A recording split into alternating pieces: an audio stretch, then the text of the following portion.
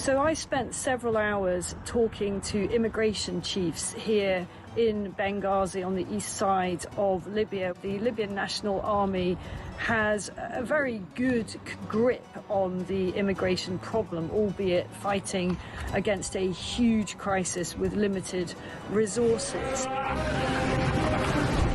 There is a very, very clear process of giving people proper health checks, the life-saving care that they need, and then working out where it is exactly that they've come from. Their message to the UK is that you are fueling this problem. You are effectively advertising a great new life for people from sub-Saharan Africa. They actually said, you know, what do you think happens when a guy from Sudan comes up through Libya and makes his way all the way to the UK and gets put in a luxurious hotel and provided with everything?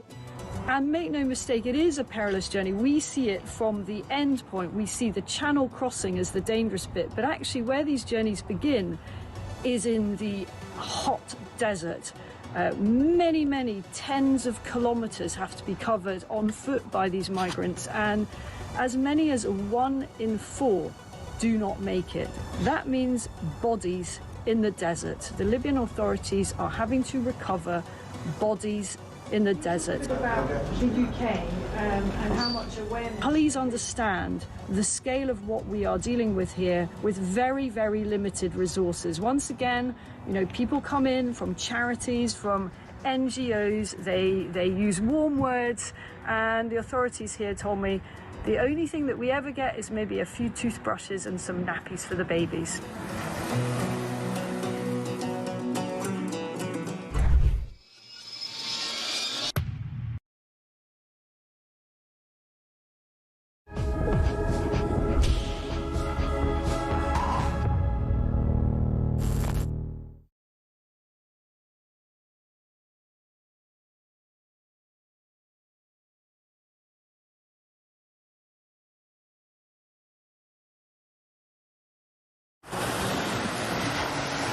Libya has become a major transit route for refugees and migrants from sub-Saharan Africa, and many of them come through Libya dreaming of getting to the UK, particularly from Sudan, where there has been a civil war waging for the last 2 years. And those asylum seekers or economic migrants who...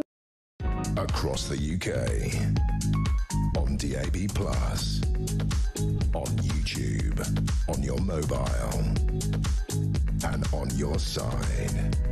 This is Talk.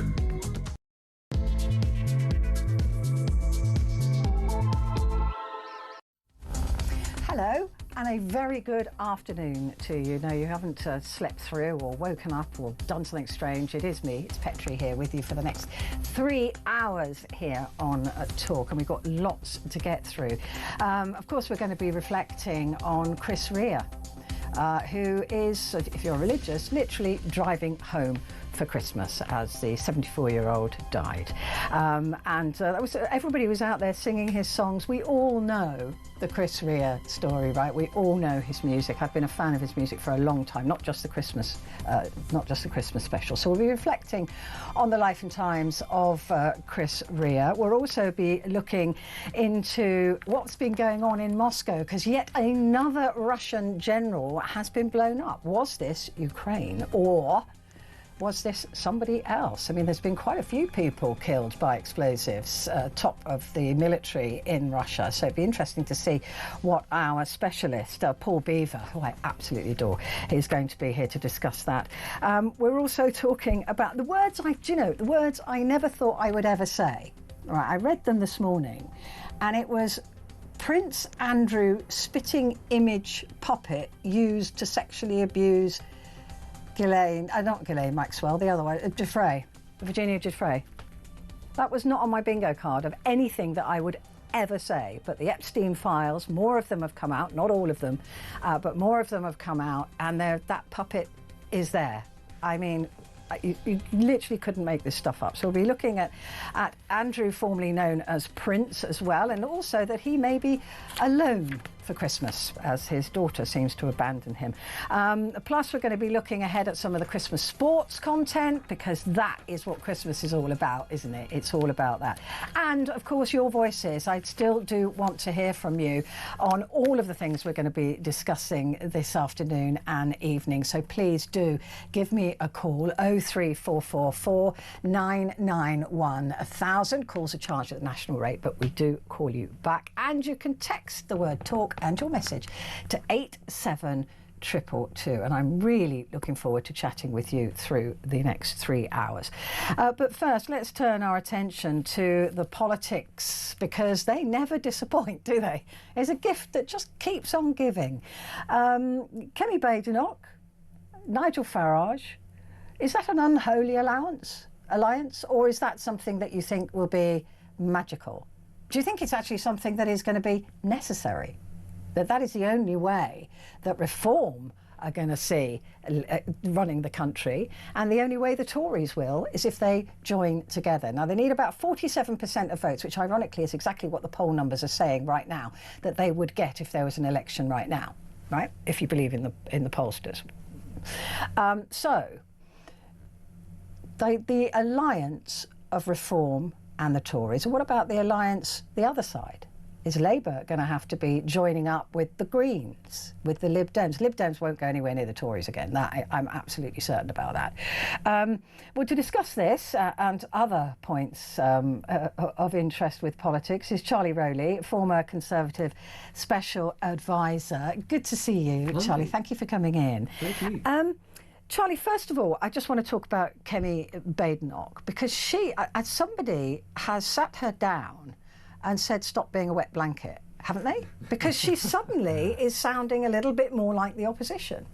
Yeah, I think that's totally right. She's, I think she took the first 6 months of the job to try and get to grips with just CCHQ, Conservative Party headquarters, the building, the people, who's working efficiently, what parts actually might need to be beefed up. This is why politics isn't working, isn't it? It takes so long when people change jobs. Yeah, exactly. And I think she took on frankly, the burden, I think, of being the leader of His Majesty's official opposition. And she wore that as a sort of, right, I've got to live up to this particular office. When actually, I think somebody said, look, you know, when there were the early days of people even plotting to get rid of Kemi Badenoch, and we heard that there might be a leadership election, another one, in the Tory party, which nobody wanted, least of all the public. I think somebody's just said to her, look, you know, don't worry about all of that. Just be Kemi. Actually be the sort of the street fighter, the, you know, punchy,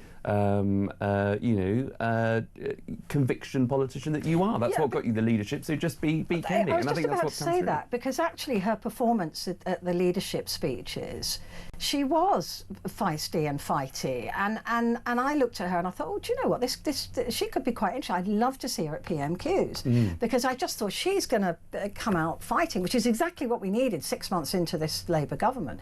But she didn't. And I was like, have you oversold and under-delivered? But now she's starting to get her voice back. I don't agree with everything she says. I don't agree with everything that Starmer says. But at least she's saying it now. She's taking a position, and that has strengthened the Tories in the polls. Yeah, totally. And look, she's brought in some top and key people that have come into CCHQ as a sort of reorganisation. So I think they are sort of steadying the ship. She sort of, you know, has allies around her who she absolutely trusts to just get on with it. You know, I think, at first, I think she was happy to let shadow cabinet ministers go out there and sort of run their briefs, but I think now she's sort of, you know, taken the reins. She wasn't leading. Yes, exactly. And that's the truth of it.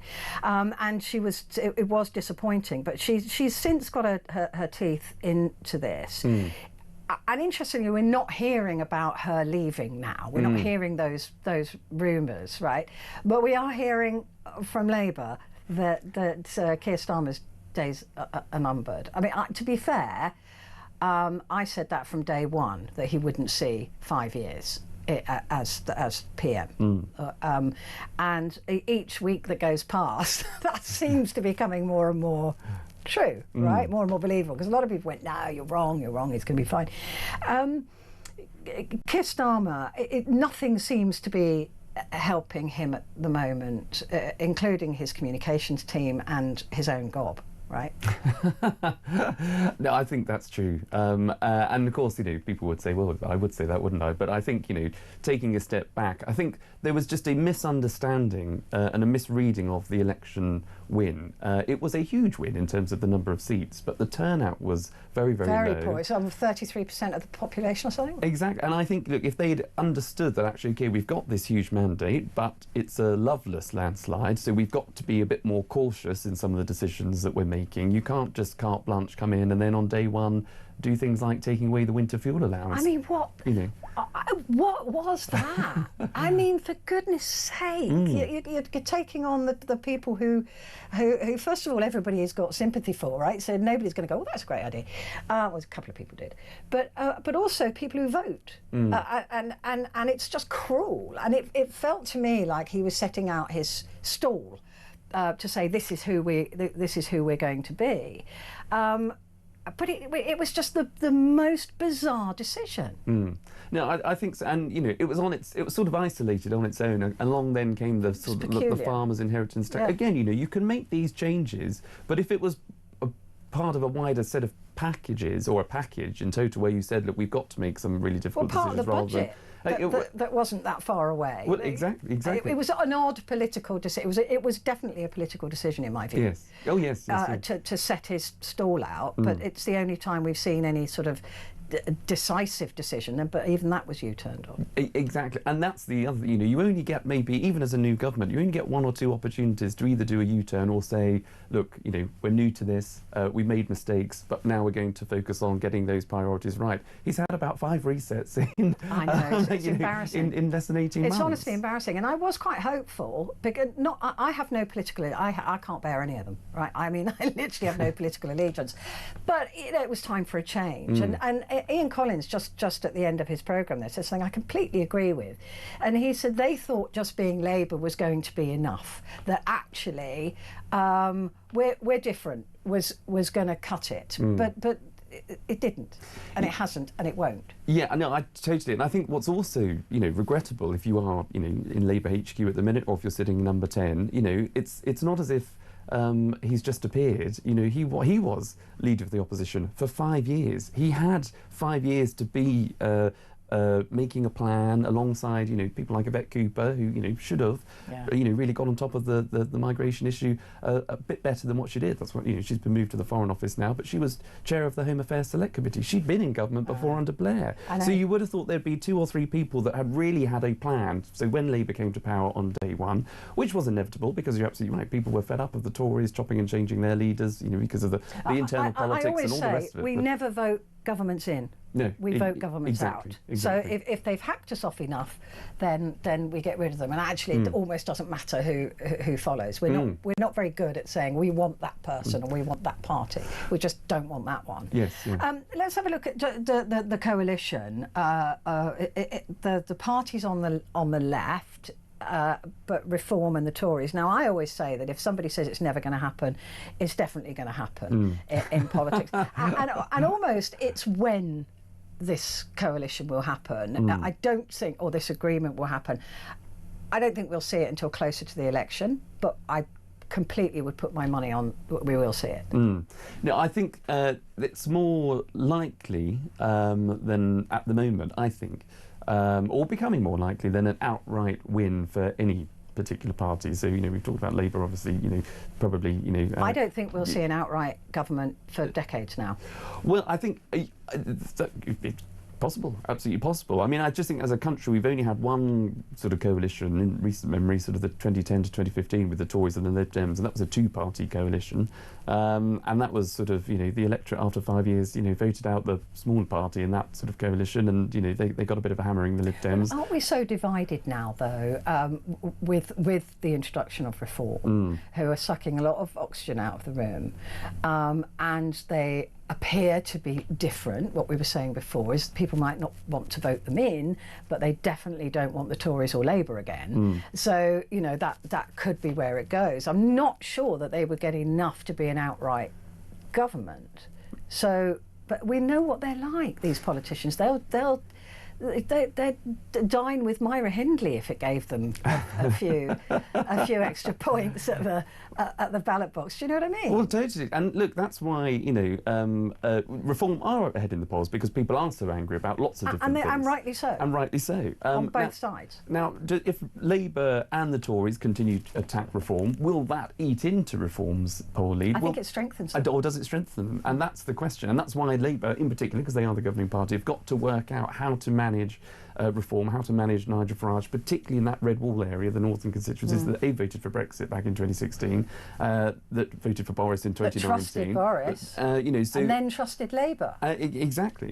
And so they're now looking for, I think, towards Nigel. So, you know, if Labour are to hold on to power, or if they're going to try and form a coalition of... I think it would just be very difficult to have a 3 or 4 party coalition in the UK politics. I think if you've got 2 parties, whether that's Reform and the Tories... But it's not unheard of in other countries, Not unheard of. I mean, nothing gets done. No. Exactly. Nothing gets done. But what's being done now? Yes. Nothing. Yeah. Well, that's what it feels like. Or lots of things that people didn't vote for and didn't want. Absolutely don't want. Yeah, it's an interesting one. What about, I just wanted to quickly look at this. There's a Starmer impersonator booed at a Royal Variety performance. That's bad, isn't it, when even an impersonator gets booed? It is. I mean, look, you know, I try and, you know, we all have a conscious, you know, when we're talking about politics, because they're still human beings, even if they're making terrible mistakes, and you can criticise them and scrutinize them for their job that they're doing. But they're lucky it's not the old days where we used to throw cabbages at them. Well, right, we've got a clip of this. This is Keir Starmer being, well, a fake Keir Starmer being booed. Keir Starmer. Thank you very much.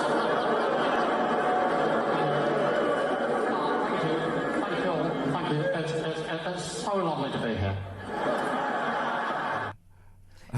The quote was that this is supposed to be a Traitors, that programme, Traitors rip-off, and he said, I figured out how I'm going to stay at the table thing, he said, and that is to get no one to vote for me, which is looking pretty likely. Yes, yeah, exactly. I mean, the one thing about that, I remember when George Osborne got booed at the Olympics, and that was a sort of, you know, you'd taken a sharp take of breath because of his unpopularity at the time. But that's the Royal Variety performance. That is not a uncivil, you know, beer-swigging audience. That is quite a, you know, well-to-do, nicey audience. The fact that Keir Starmer has become a pantomime villain is quite extraordinary. Oh, no, he hasn't.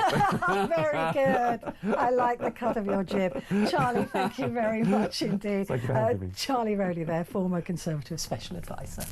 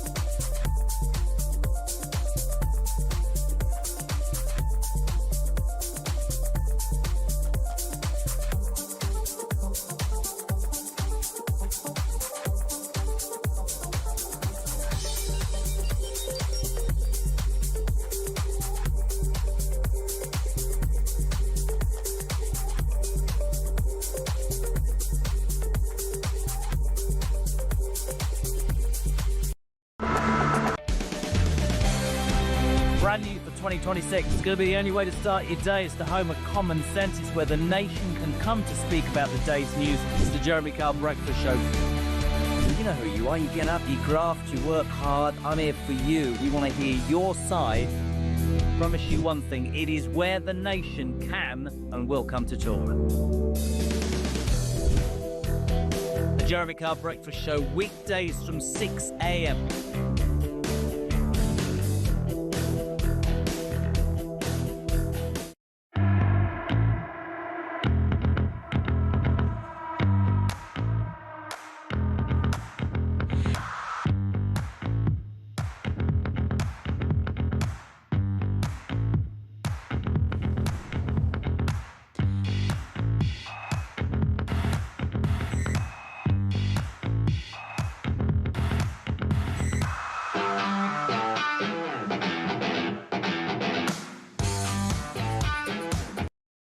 Across the UK, on DAB+, on YouTube, on your mobile, and on your side.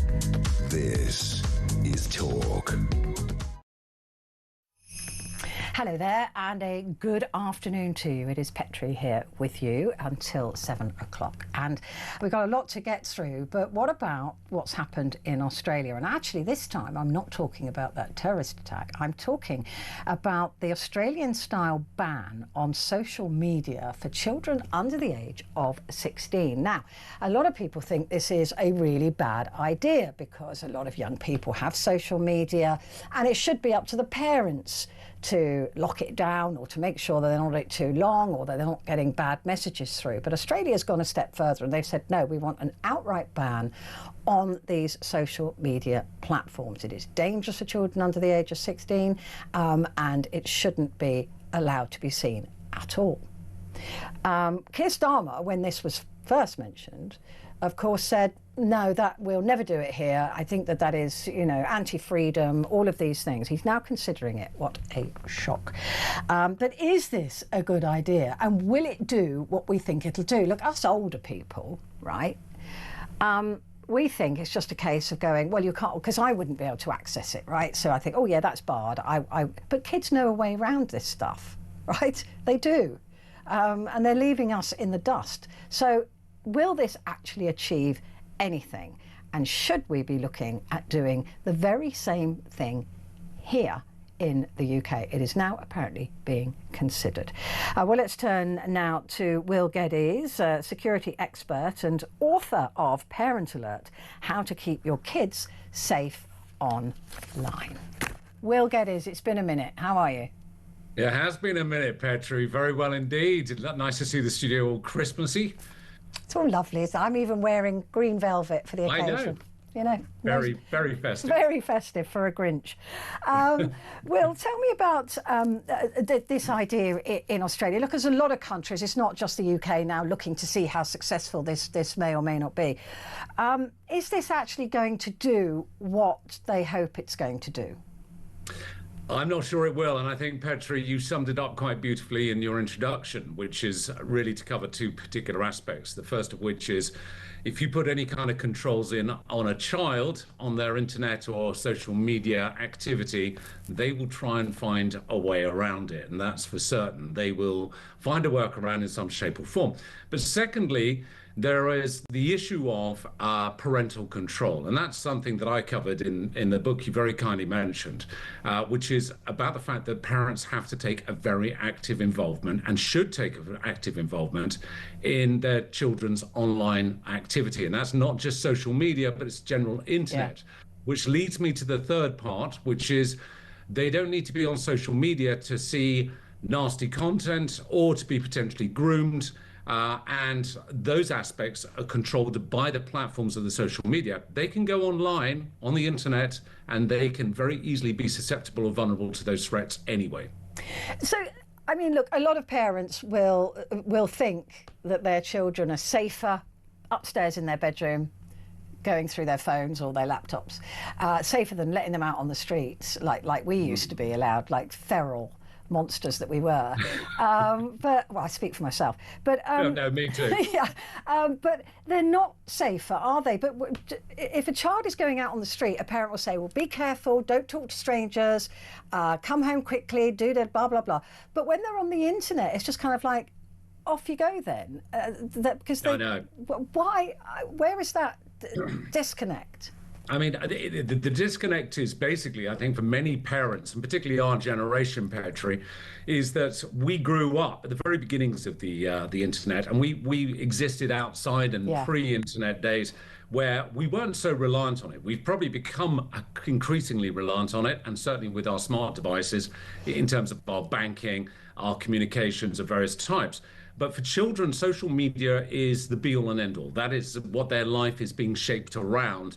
And I think certainly any kind of controls by the platforms to enforcing, because most social media platforms, Petrie, they will have a minimum age requirement to join them, but the platforms are not being strong enough about enforcing it. So it's then placed back at the parents' doorstep to basically control the children and to work out what they've done. But to give you a good example, I did a talk at a school quite recently, as I can tend to do. And I was speaking to the kids, and most of the kids were around 11, 12 years old. A few parents were at the back of the room.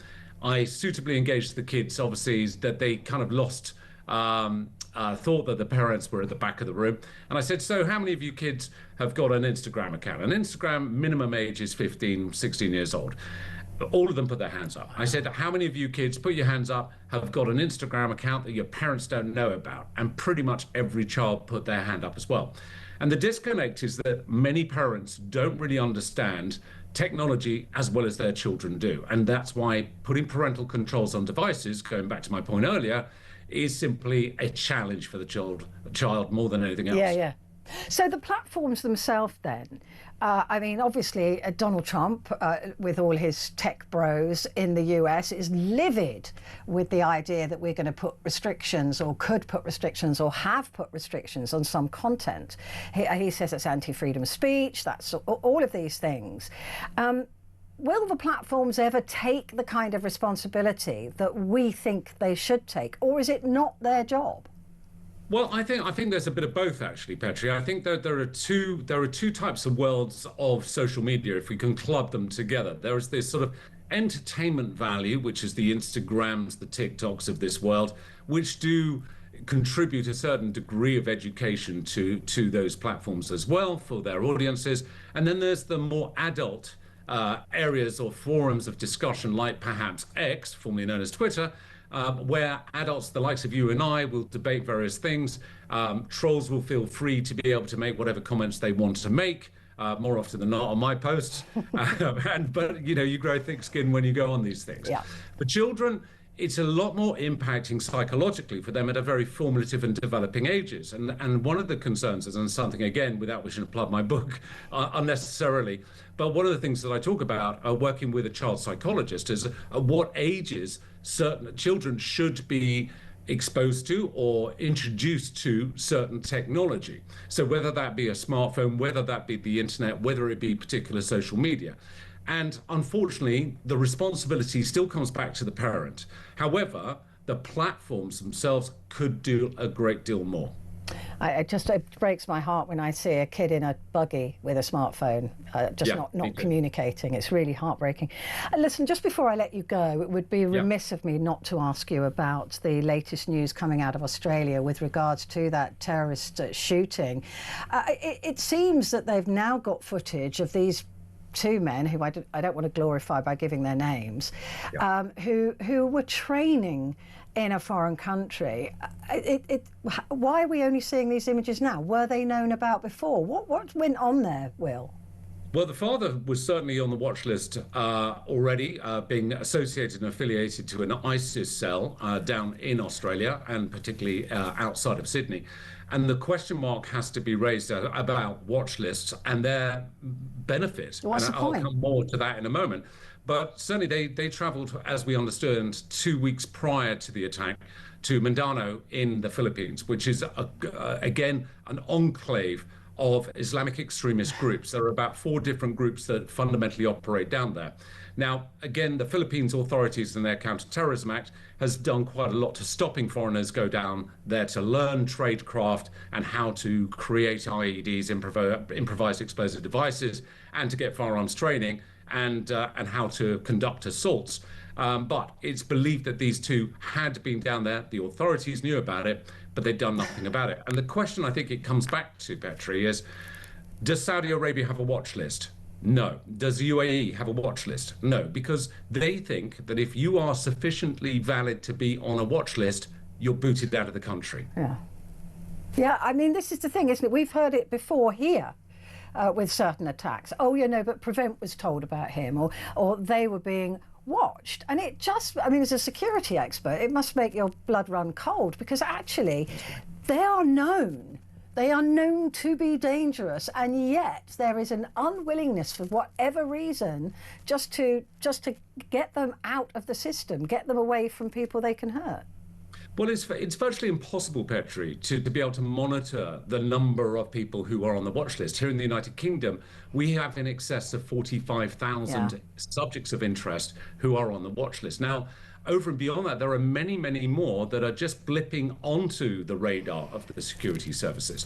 We also have, and I don't want to sound too political here, but we have, again, a huge influx of fighting age males coming in on dinghies into the United Kingdom that we can't necessarily qualify or quantify as to their true identities, why they may have left their country of origin, and what their intentions are when they arrive here in the United Kingdom.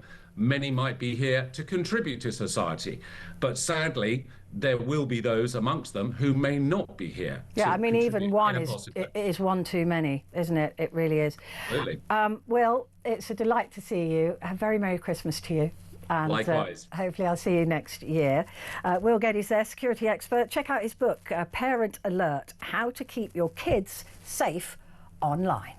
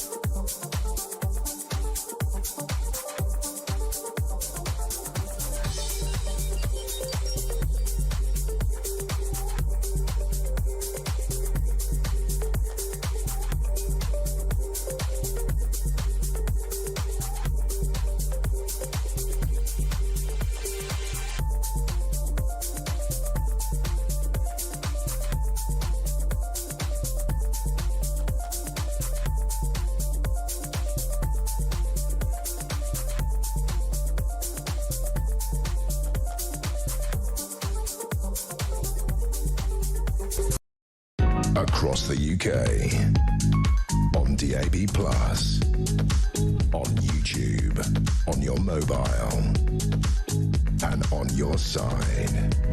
This is Talk.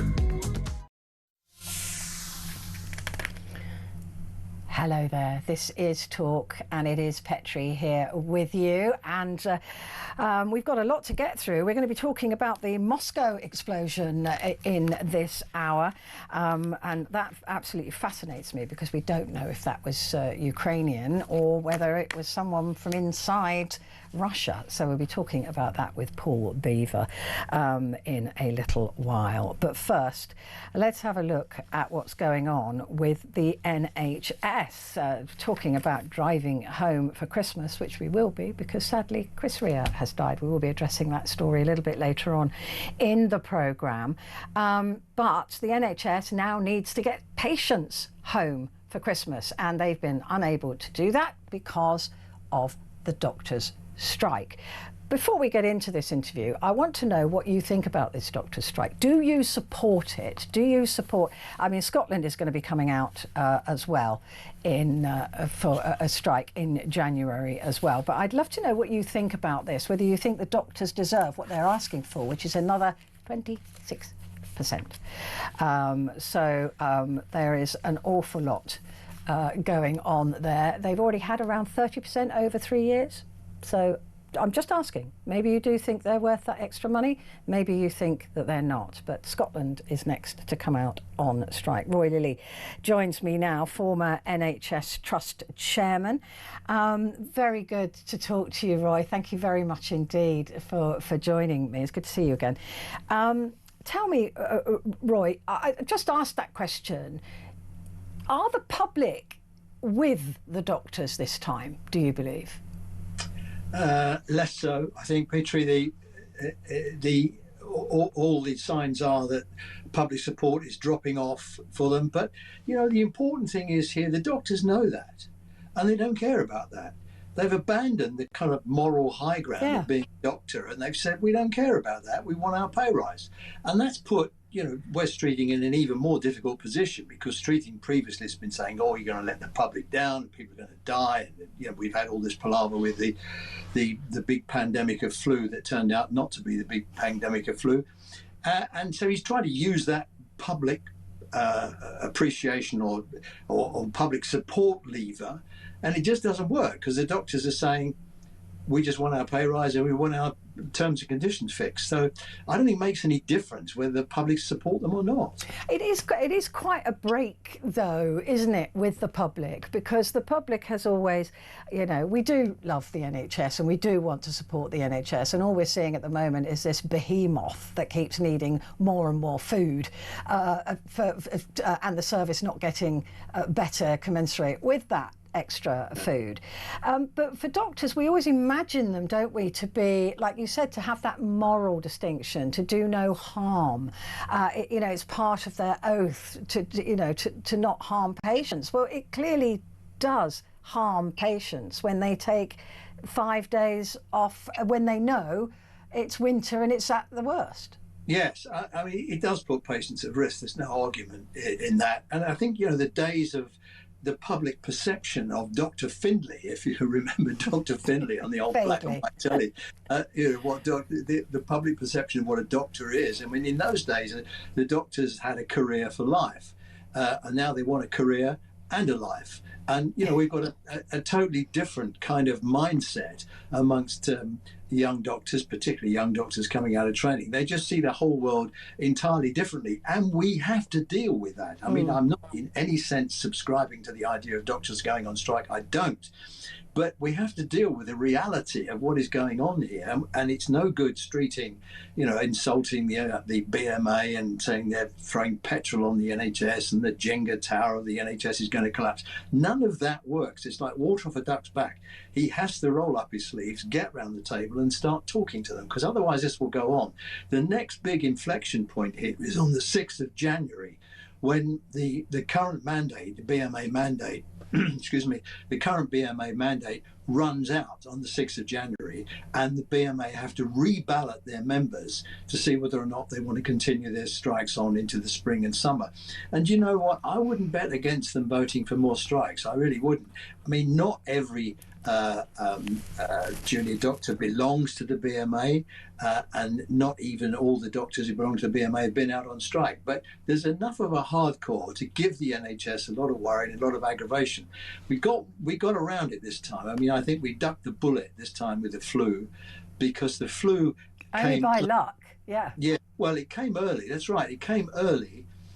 And the graph started to go up and everybody panicked, and Streeting said, you know, it was the end of the NHS as we know it. It wasn't. It's peaked earlier, it's peaked lower, and at the moment the numbers are flatlining. So I don't think we're going to have the problem. But what that means is the NHS didn't get overrun with its medical beds full of elderly people with respiratory problems, because when they're full, they have to fill up surgical beds. And when you fill up surgical beds, you can't do elective procedures. Yeah. So they've been able to keep a fair amount of the elective procedures going, I think, and a lot of the the day cases and a lot of the outpatient appointments and the diagnostics. So we'll see when the numbers come out. But I mean, I never thought I'd ever say this, but the NHS is actually getting very good at dealing with strikes. And the last lot of strikes, they got 95% of the people through the system. So it is an interesting thing. I mean, you made the point earlier. What we got here are strikes that are making less and less of an impact on waiting lists. We got an NHS that's better organised to deal with the strikes. We got the public who really don't support these strikes. Yeah. And the junior doctors say, do you know what, we don't give a toss, we're going to go on strike anyway. So it is quite extraordinary. Situation. Yeah, I mean, I think it was 58% of members went to vote, but 92% of that 58% voted for strike. But I was saying to my producer, I said, but that's what happens is people want to strike, go and vote. People who don't want to strike usually can't be bothered. What are we looking at for the future, though? Because they when they were first given that huge bumper pay rise, I said, well, they've already said they're coming back for more. They've already said it. They're not going away. I said that myself. Yeah. I said it was a 2.5-year deal, really. And I said at the time it needed a 3-year deal. And I'm not in any sense saying they haven't had a huge pay rise. But if you actually deconstruct it, a lot of the money was the pay rise that the previous Tory government had given them. Then there was a bit more from the new Labour government, plus a cash settlement, and plus a bit for the third year. You add all that up, and it gets to that. Well, a bit for the third year, you're still looking at between 5 and 8%. Yes, exactly. I mean, who else is getting? I can tell you that all of my team and me, we're not getting 5 or 8%. No. We're not getting a 5 or 8 pence. So there's also that, isn't it? It's being socially deaf as well, not listening to where the rest of the country is. It's tin-eared, and as I said to you, I mean, they're just not listening. I mean, their argument is that they want to use the retail price index to calculate the amount of inflation that's eroded their wages. Very few people use that. They use it because it includes housing costs and it includes the cost of fees whilst they're at university. Now, those fees for doctors, the training fees, are huge. I mean, they get to £100,000 easily by the time they've become a consultant. And of course, the difficulty with that is they're in that job and they will pay them back. Whereas a lot of people who have university education fees, they don't pay them back because they never get above the learning threshold. And also these junior doctors, I'm going to continue to call them that, because their attitude is very young, that these junior doctors, though, are guaranteed big fat wages once they get through all of their training, and the lion's share of which we as a country have paid for. It seems to be very short-sighted of them even. Yes, and one of the ways out of this, I think, is to give some sort of some debt forgiveness on student loans. I agree.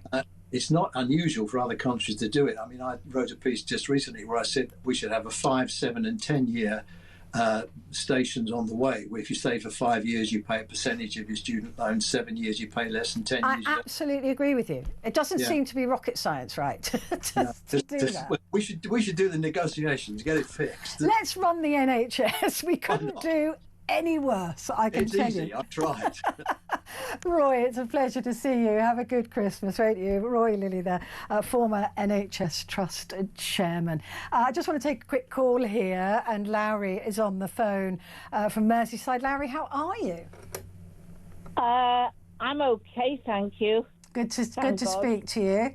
What do you think of this? The doctors wanting another 26%? Well, you'll be able to tell how long I've been involved with doctors and their wages.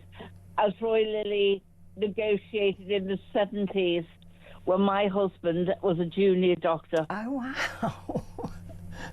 Gosh. I remember him. And they hated him, and he knows they hated him. And they hated anybody who tried to ask them to do anything that was not, forthwith. But at the moment, I just feel that junior doctors now are mollycoddled. They come through, the patient is coming in the ambulance. Before the patient can get out the ambulance, they've got to be triaged by a nurse, triaged then by somebody else. And they don't see the patients for at least 6 or 7 hours. It's a weird setup. And then if you ring your GP, I mean, I've got a friend next door and she's rung the GP today and she can't see one until after the Christmas holiday, but she can go in and be triaged for the nurse. Yeah, the whole I don't know what is, I don't know. I honestly, I look at it, but I mean, it's brilliant. I was treating a friend of mine at the moment with cancer, two friends actually. It's been a very bad month, and they are fantastic when you're a patient and you're already in there, and I love them. I think they're amazing, but something is going horribly wrong, and it is not working. Larry, great to talk to you. Thank you very much indeed for calling in. It's as simple as that if you want to have a chat. 0344 499 1000, or if you just want to send me a message, you can do that as well.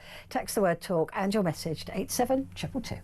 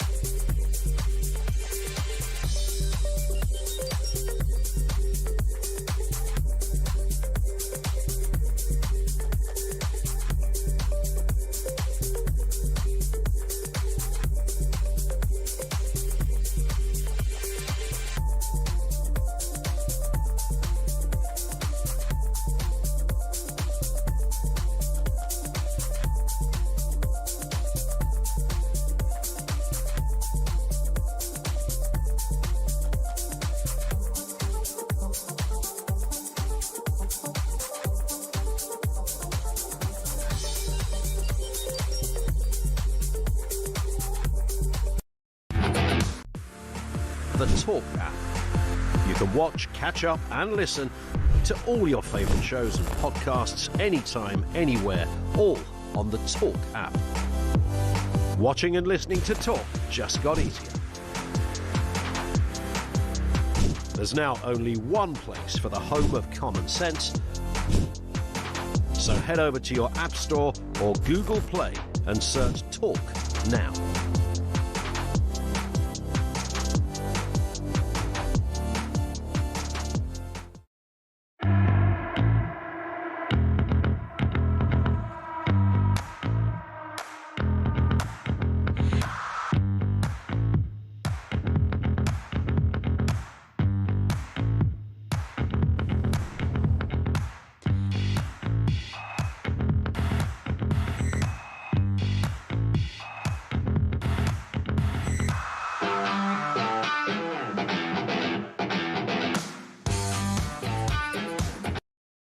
Across the UK, on DAB+, on YouTube, on your mobile, and on your side.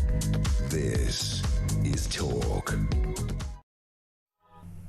Hello there and a good afternoon to you. This is Talk and it is Petrie here with you up until 7 o'clock. And it's coming up in the new year to 4 years since the start of the Ukrainian war, the war that Russia is having with Ukraine.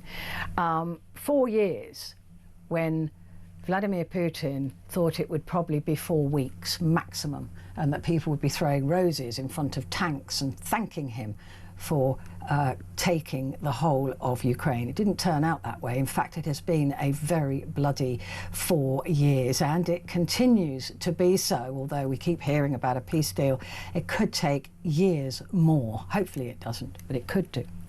But today, some more interesting news coming out of Moscow as a Russian general was killed in a car bombing. Now, We don't know who did this. Nobody's, I don't believe, up until this point, it could have happened while I was on air, made any claim to this whatsoever. And the Ukrainians do tend to make claims if it is them. But nonetheless, this was a murder. This was somebody who was deliberately blown up in their car, a Russian general no less. So what is going on, and could this have been Ukraine? Joining me now to discuss that is Paul Beaver, defence analyst and author. We meet during normal hours, Paul. It makes a nice change, Petrie. But, it really does.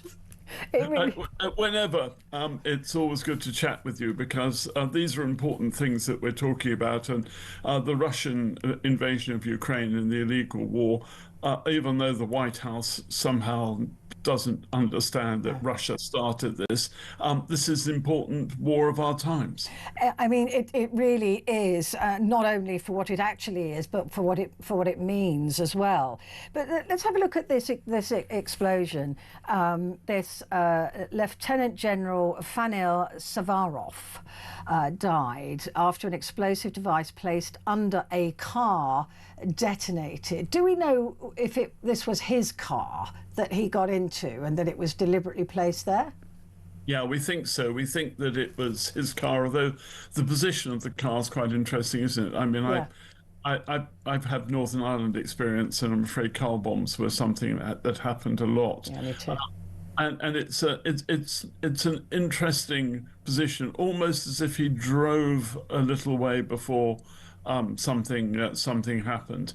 But it would have been catastrophic. He would have been, as we know from the news now, seriously injured and then died in hospital. Looking at both of our experience with Northern Ireland, this then wouldn't appear to have been detonated by another person. It would feels to me like it was a tilt switch of some kind. A trembler, as we used to call them. Yeah, I think that's probably what it was. It was placed in the vehicle, designed, or perhaps under the vehicle, and designed to go off with certain movements or something similar to that. We don't really know, and we're having to speculate here because the Russians are not well known for passing information around. But I think there's no doubt that he was targeted. He presumably drove to work alone in his own car, and from somewhere in the south of Moscow into the center, because he was a senior official in their Ministry of Defense, and busily planning military training, military operational training, because he's got a lot of experience. I mean, he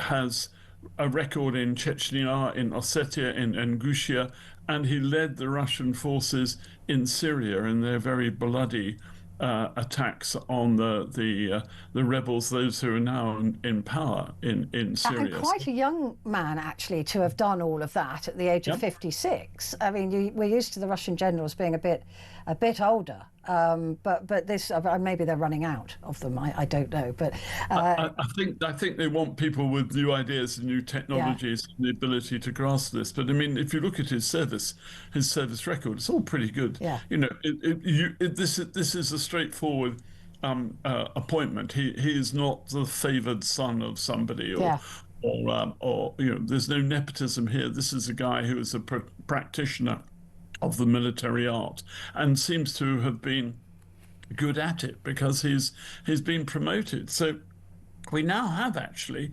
it isn't just Ukraine that we should be looking at as a possible perpetrator. I mean, the Chechens don't like him. People of Dagestan or anyone in the Caucasus doesn't like him. And of course, Syrian groups don't like him either. And although there's been a bit of a rapprochement between Moscow and Damascus with the new government, and Russia keeping some of its bases there, for example, there's still no love loss between certain groups in Syria. And Syria is still partially lawless and ungoverned. So there is this sort of combination. If you ask me, I think probably There have been 3 car bombs in the last 12 months. 3 Yes, I was going to come to those because the reason I was suggesting that looked like it was some kind of, like you said, trembler or tilt switch that set that bomb off, because that is significant actually if you look at what's happened in the past. And there was that particular bombing, wasn't there, of General Yaroslav Moskalik, where the bomb was placed under a scooter close by, and that seemed to have been detonated by a human being as he walked past because the timing was too accurate. That was Ukraine. They admitted to that, although there's been no backup. Unofficially admitted to that. Yeah. So that would be if it was Ukrainian spies. What I'm getting at, it was a very different way of delivering the bomb. What I find interesting about Ukraine and the way it perpetrates its operations, as opposed to, for example, the provisional IRA, which had a standard modus operandi, is Ukraine is very cerebral about what it does. I mean, having a remotely detonated weapon, probably directional, in a scooter, as somebody walks past, is quite clever. But don't use that again. Go on, something different. And that's what we've seen them do. And I think that they now have the reach and the capability. They showed that, we discussed it actually about 3 months ago. That drone attack. That was amazing. And that was, again, they won't use that again. That was a really brilliant attack on the strategic aviation, the VVS, and they were able to destroy about 40% of the effective operational capability then of those aircraft. So all of that indicates to me that the Ukrainians are very good at thinking out of the box and moving on. I wouldn't be at all, they remind me of some of the operations of Mossad, the Israeli intelligence service, against Hezbollah, for example. When we saw those pages again. Yeah, very James Bond that, there but actually, and they won't use that again. But at the time it was, it shocked everybody and it made headlines. And to a certain extent, that's also part of the psychological warfare that Ukraine wants. It wants people to guess. It wants to keep Ukraine in the headlines. It wants to obviously do damage to the Russian system. It wants to stop this war. It, as much as President Trump does, it just doesn't want to do it on a commercial terms as a deal that the President of the United States wants. So it will continue to keep up the pressure. The whatever or whoever did this, it feels like Moscow will make Ukraine pay and will say, well, we've got every right now to bomb hospital. Well, they've been doing it anyway, but you know what I mean? We've got every right to do what we want to do now because you did this. Even if they didn't do it, this plays into Moscow's hands, right? Yeah, I can imagine them doing it tonight or tomorrow. We've got Christmas coming up, our Christmas, remembering that the Russians and many people in Ukraine are Orthodox, so they don't celebrate it. They have a different calendar, so that they will, I think it's 7 days difference to us. So Russia's got lots of opportunities to do this, but Ukraine would have thought this through. I mean, you don't assassinate somebody in a foreign country without the very highest level of authority to do it. Ukraine is, after all, a European democracy, and therefore it will have its procedures. There could even be the system that some European countries have of a death warrant that is signed by the president to say, yes, you may assassinate this man. Go off and do it. We don't need to know the details. Just do the best you can, and we'll see the results. So basically, just to give it the legitimacy that it would need on the world stage. Paul Beaver, it's always a joy. Thank you so much for chatting. We could go on for hours, me and Paul. It's our favourite subject, talking about this kind of thing. But Paul, thank you, and a very happy Christmas to you as well. Right, coming up, we've got so much more to do. Like I said, we're going to be talking about Chris Rea, who's died at the age of 74, and course, we're also going to be continuing to talk politics with John Boothman. Stay where you are.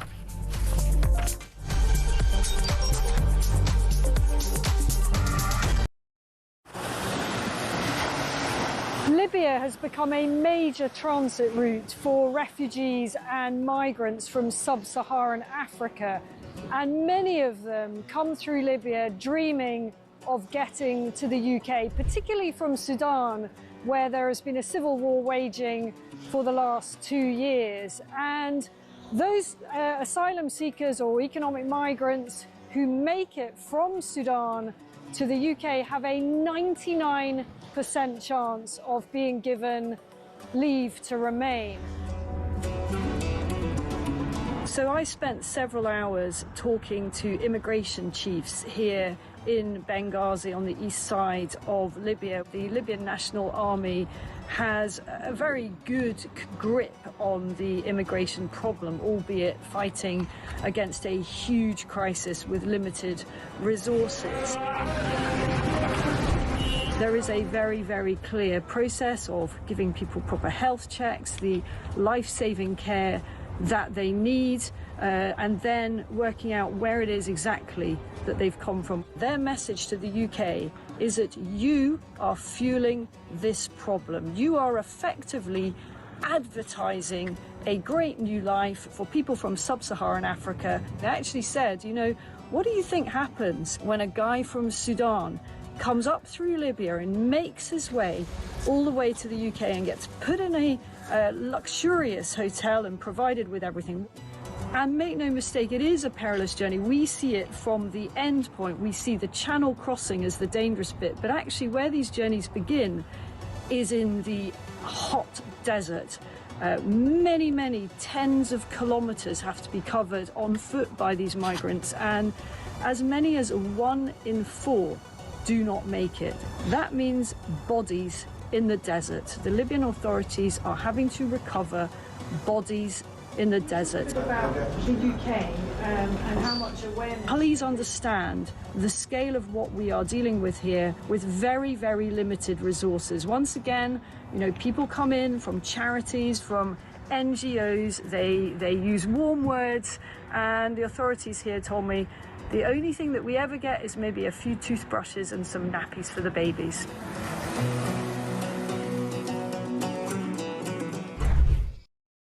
Across the UK, on DAB+, on YouTube, on your mobile, and on your side. This is Talk.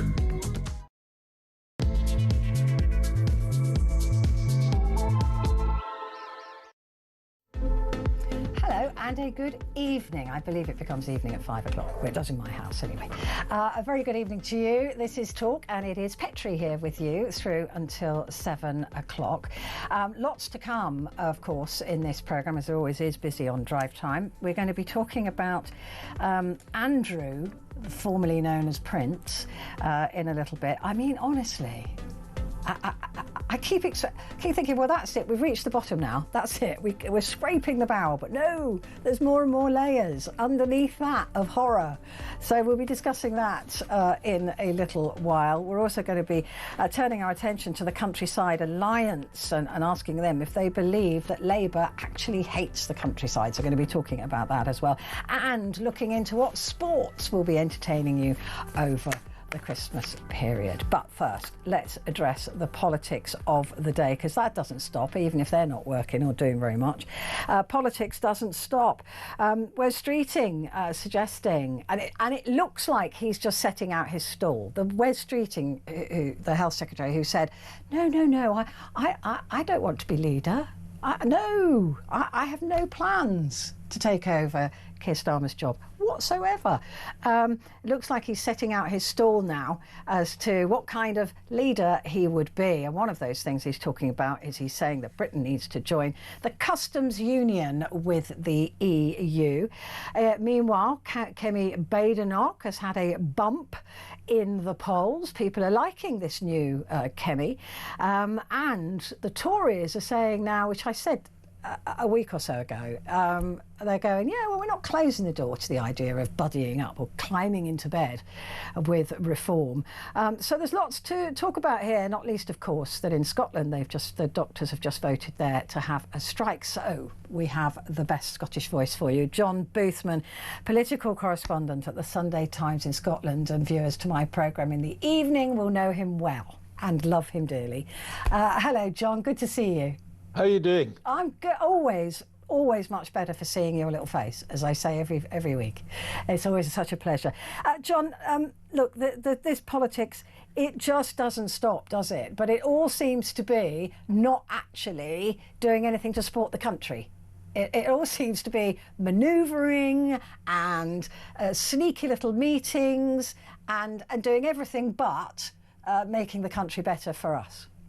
Look, I think, once you get to the Christmas period, you get all sorts of stories emerging. Parliament's obviously now kind of come to the end of sitting. It's the same in Scotland with the Parliament here, and all sorts of stories emerge, and newspapers and broadcasters are trying to get interviews with the prominent personalities. And, we've got this interview, as you say, from West Streeton. I think a number of people, most particularly round about Keir Starmer, will be looking askance at this. Keir Starmer set out his stall on Europe. He doesn't favour the customs union. They've announced that, for example, they want, a lot of closer cooperation with Europe. The Erasmus scheme, which, presumably they regard as a good thing for young people, both in Britain and in Europe. And apart from that, we've obviously, in the past few months, and really year and a half with this government, got to the point where we need greater cooperation on things like defence with Europe. But, Starmer's drawn a very, very clear line about where he wants to stop. And, well, here he is, West Streeton seems to be crossing that line. Yeah, but you say Keir Starmer has drawn quite a few clear lines and then turned into a U-bend, not just a U-turn, right? They've gone where things go in a U-bend. So, it's not beyond the realms of possibility that we could see Keir Starmer declare, absolutely, I'm not budging on this, and only to budge. Well, that's something that could come, I suspect, further down the road. I think there's two things that are worth saying in this. One, if the UK were to join the customs union, all that time that's been spent working out separate trade deals with lots of countries around the world might have to go in the bin, because if you do join the customs union, then you have to join the rules that the EU customs union would have. Yeah, so that would be a problem for Starmer. And, I think the other thing is, and this is where, West Streeton's suggesting something interesting. Streeton's suggesting that by advocating this policy, they could draw a clear line in the political sand between Labour on the one hand and Reform on the other. Labour is now, of course, increasingly looking over its shoulder at Reform as Reform rises in the polls, and they're looking for ammunition. They're looking for territory that they can actually stake out to take on Reform, rather than be perceived as being a sort of poor imitation of Reform. And I think that's one of the reasons that West Streeton is clearly said is his reason for suggesting they go down this road. Yeah, but one of the problems that Labour has got with reacting to reform is that they're not being proactive. They're not coming up with differences. They're just going, oh, well, they said that, so we need to say that, which is very unedifying as somebody with a vote, right? You just go, well, we know who you aren't, right? You're telling us who you are not, but you're not telling us who you are. So all you're doing is reacting to reform, and you're not actually doing anything for yourself or for me. I think, this is a kind of typical battle of words we've got. Although we've not got a general election coming anytime soon, we've got clearly elections in it's about 4 months' time now. You'll have elections all across the local councils in England, and those ones that are left. You'll have an election in Wales, you'll have an election in Scotland, and obviously London's a big prize for whoever's standing. So Labour needs to be able to stake out some ground. I don't know that, staking out this ground will make that much difference in terms of basically how they will perform then. I think the electorate's in a place at the moment where they've clearly decided that they don't like, you know, the current menu and offer. They've got a problem with Keir Starmer, and I think that's a lot of the stuff that's reflected in the polls. That's why, you know, I think at a number of levels, Wes Streeton's quite an interesting character. I think it's right to say that, you know, he's staking out some ground perhaps for a future leadership bid. I think he's quite smart and streetwise. What's interesting about this and this common customs union proposal is that I think, one, it's popular with the public, because I think the public have seen over the years, 9 years is it since that Brexit vote, that Brexit hasn't really delivered for you know, the people of Britain in the way it was suggesting that it would. It's popular not just with the public, it's popular with Labour Party members, which is a big thing if he's interested in that, you know, Labour leadership going forward. And it's also popular with Labour supporters, more popular with Labour supporters than other political party supporters. So, you know, I think I can see where he's coming from if he wants to lay the ground for that future bid to be the leader. Yeah, I mean, and he will be hoping, presumably, I don't like to put thoughts or words into somebody's mouth or head, but if he is planning that, he will be hoping that there's a leadership contest sooner rather than later. So he'll be hoping for about May, after those local elections, I would imagine, because if it's any longer than that, then Andy Burnham becomes a real threat. If he can get himself into a seat, if he can get himself elected, if he can get back to Westminster, he's the front runner. I mean, it would seem to me like most people would want Andy Burnham, not Wes Streeting. Well, look, you know, I could certainly count the number of fingers in both hands about the number of people that I've heard have been mentioned for the Labour leadership. You know, the difficulty that Streeton has, and I think this is pretty well recognised, is that maybe Labour Party members are to the left of him, and he would be quite difficult for them to support. Yeah. You know, you've still got people like Angela Rayner hanging about the wings. You know, will Starmer bring her back? Will she not? Does she want to come back? You know, what kind of arrangements would there be for that to happen? You've got people like that old leader Ed Miliband being touted around, at least his name is. He appears to be in any polls that I see of internal Labour Party members up there near the top. You know, there's a number of names could come forward, and the crunch time, you're right, will come after the May elections. At the end of the day, if they suffer big losses in terms of what happens in Wales and lose power in Wales, if they don't do well in Scotland, and that's the way that it looks in terms of the polls here, if you know, there's some mishaps in London and more widely. That would be devastating. And more widely, if they get a bit of a drubbing in the rest of the local elections in England, then, you know, as we say in Scotland, Starmer's in a sugly peg. His coat will be hanging, you know, off the nail in the hall of his house. Oh, so. Yeah, I can definitely see it. It's interesting with the Labour, 51% of Labour voters would like Angela Rayner back, but only 26% of general voters agree. They've got a problem bringing her back, haven't they? Has she spent long enough on the naughty step? Well, I think, you know, at the moment, I think Starmer's trying to do, and we've seen this in the budget and elsewhere, quite a lot to try and get his own people back on side. And if it's recognised that it's popular within the Labour Party itself, amongst the MPs, to bring back Angela Rayner, then I can see a scenario quite easily at the next reshuffle when that happens. And yeah, you're right, you know, some people will argue, and lots of people in the public, given her misdemeanour over, you know, the situation she got into over her second home, will think that she's not spent enough time in the naughty step. Yeah. So I think, you know, this is where there is a difference between where the public might sit in this and where the party might. Yeah, I can't see them taking that risk. Because what they don't want is leadership contest after leadership contest after leadership contest. But another statistic that I read earlier on today is that 46% of the country want an election next year.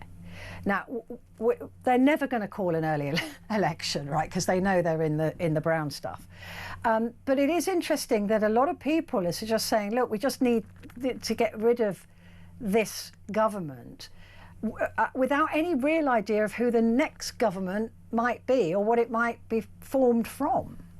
I think the fact that 46% of people say they want an election quite soon or next year is probably one of the very reasons that there won't be an election next year. Exactly.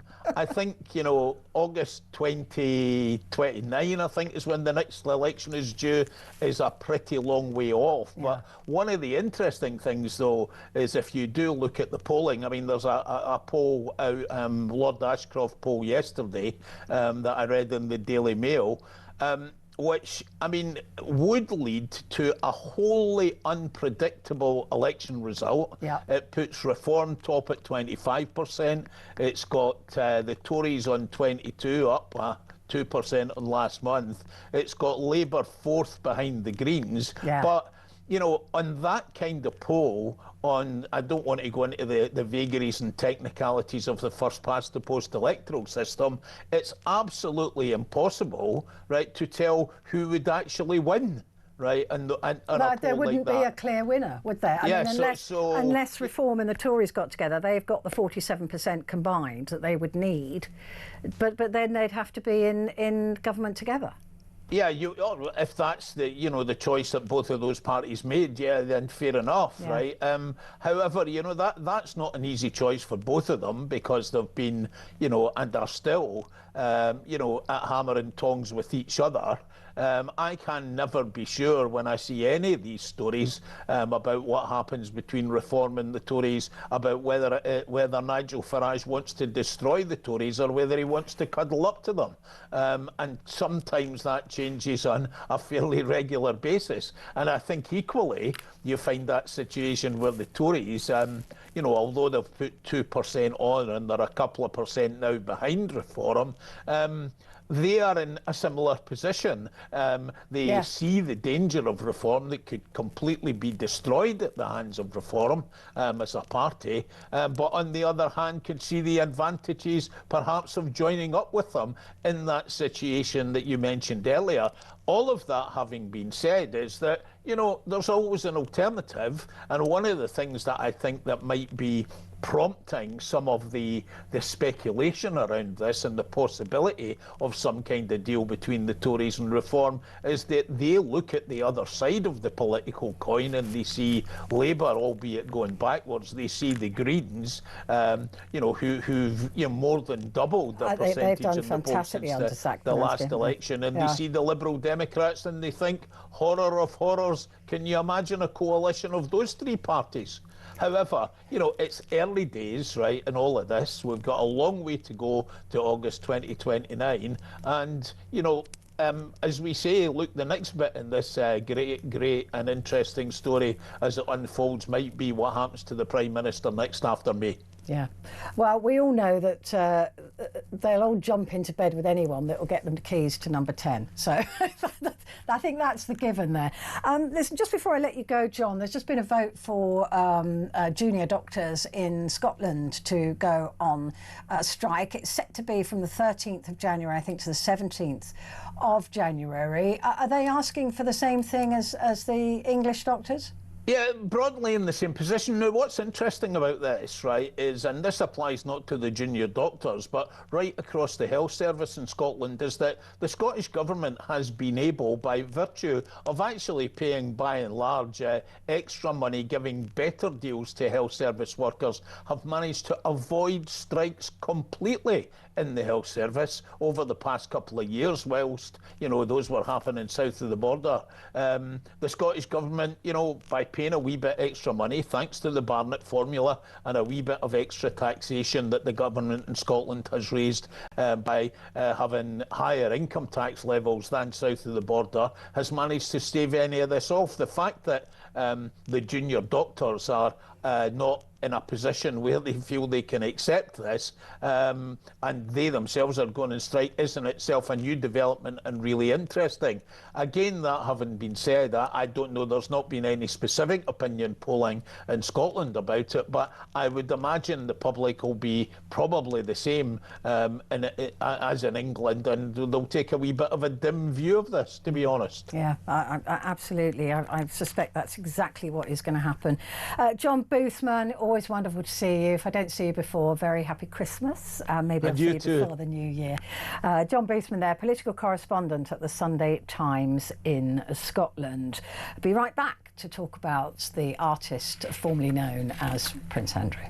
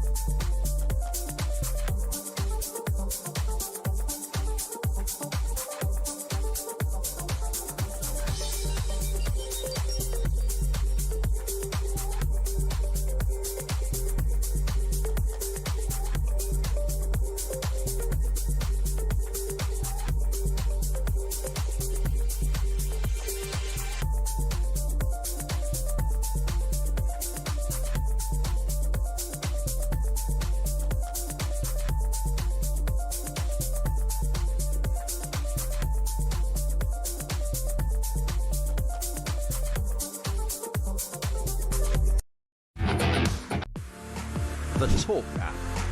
You can watch, catch up and listen to all your favourite shows and podcasts anytime, anywhere, all on the Talk app. Watching and listening to Talk just got easier. There's now only one place for the home of common sense, so head over to your App Store or Google Play and search Talk now.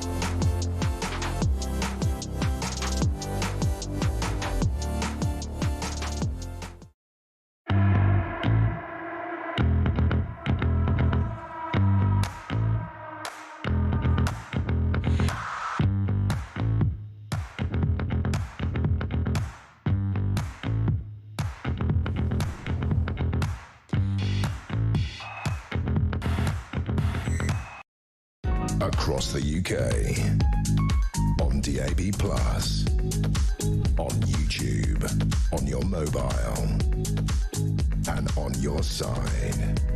This is Talk. Hello there, this is Talk. I've just got some breaking news for you. This will make you depressed, sorry. But the Chancellor, Rachel Reeves, has announced that the spring statement, not a budget, but the spring statement will be delivered on March the 3rd, 2026. So if you're thinking of having a little top up of sherry, I'd suggest doing it now. Talking of Christmas, I want to talk about the royal family, or most particularly Andrew, Mountbatten Windsor, formerly Prince Andrew, of course, who appears to be spending Christmas somewhat alone. Well, at least we know his daughter Bea won't be there because she's chosen to go skiing with mates. But there's also other bad news for Andrew. As I said earlier, you know, you expect the bottom of the barrel to have been somewhere a couple of months ago, right? But somehow, the bottom of the barrel keeps going lower and lower and lower. And the latest tranche of photographs that have been released by the DOJ in the US of the Epstein files show more and more photographs of Andrew, and in fact what he has done to the royal reputation. The parties, shooting parties, one party where the photograph is taken, we believe, although there's no context to the photograph, of Andrew in Sandringham lying across the laps of many women whose faces have been redacted. But staff, I believe at that time, said that the clean-up after that party involved sex, drugs. What time is it? I probably can't use that word. Lots of adult paraphernalia. I'm going to put it like that and leave it to your imagination, was found in the bathrooms and in the bedrooms. Well, joining me now to discuss this is Andrew Lowney, who's an author and historian, written the excellent book, The Rise and Fall of the House of York. And boy, it keeps falling, doesn't it, Andrew? I mean, honestly, I just think, well, it can't get any worse. And then we get this latest news. I'm afraid it is going to get worse. I think there's much more still to come out. I just know myself from material I've found, but also we've going to have more legal depositions. We're going to have more victims coming forward, and there's plenty more material that's going to be released. I mean, this is this drip, drip feed. So I don't think he's out of the woods at all. And I think this is what clearly the royal family were worried about when they cut him loose. They realized that he hadn't been honest with them. And as you say, it is shocking that he's using royal residences like Sandringham as a sort of playground to entertain these women. I mean, I know I think you covered that in your book, didn't you? That what happened after that party. Yes, I mean, it doesn't surprise me that adult paraphernalia was found because he is a good host, and in all the guest rooms, even in some of his own properties, he provides all sorts of things that he thinks people might need. Yes, so I don't, when I've got guests, just so you know, provide adult paraphernalia. It doesn't make me a bad host. But the interesting thing with this, Andrew, is actually the reputational damage that it does to these almost sacred places, right, to the royal family, Sandringham being one of them. And also other royal occasions where he's brought Epstein along as his +1. You know, I mean, this is all, it's kind of, I mean, thank goodness the Queen and the Queen Mother aren't around to see this latest tranche of information, right? Yes, well, I mean, exactly. He entertained both Ghislaine and others, and Epstein at Ascot in the royal box.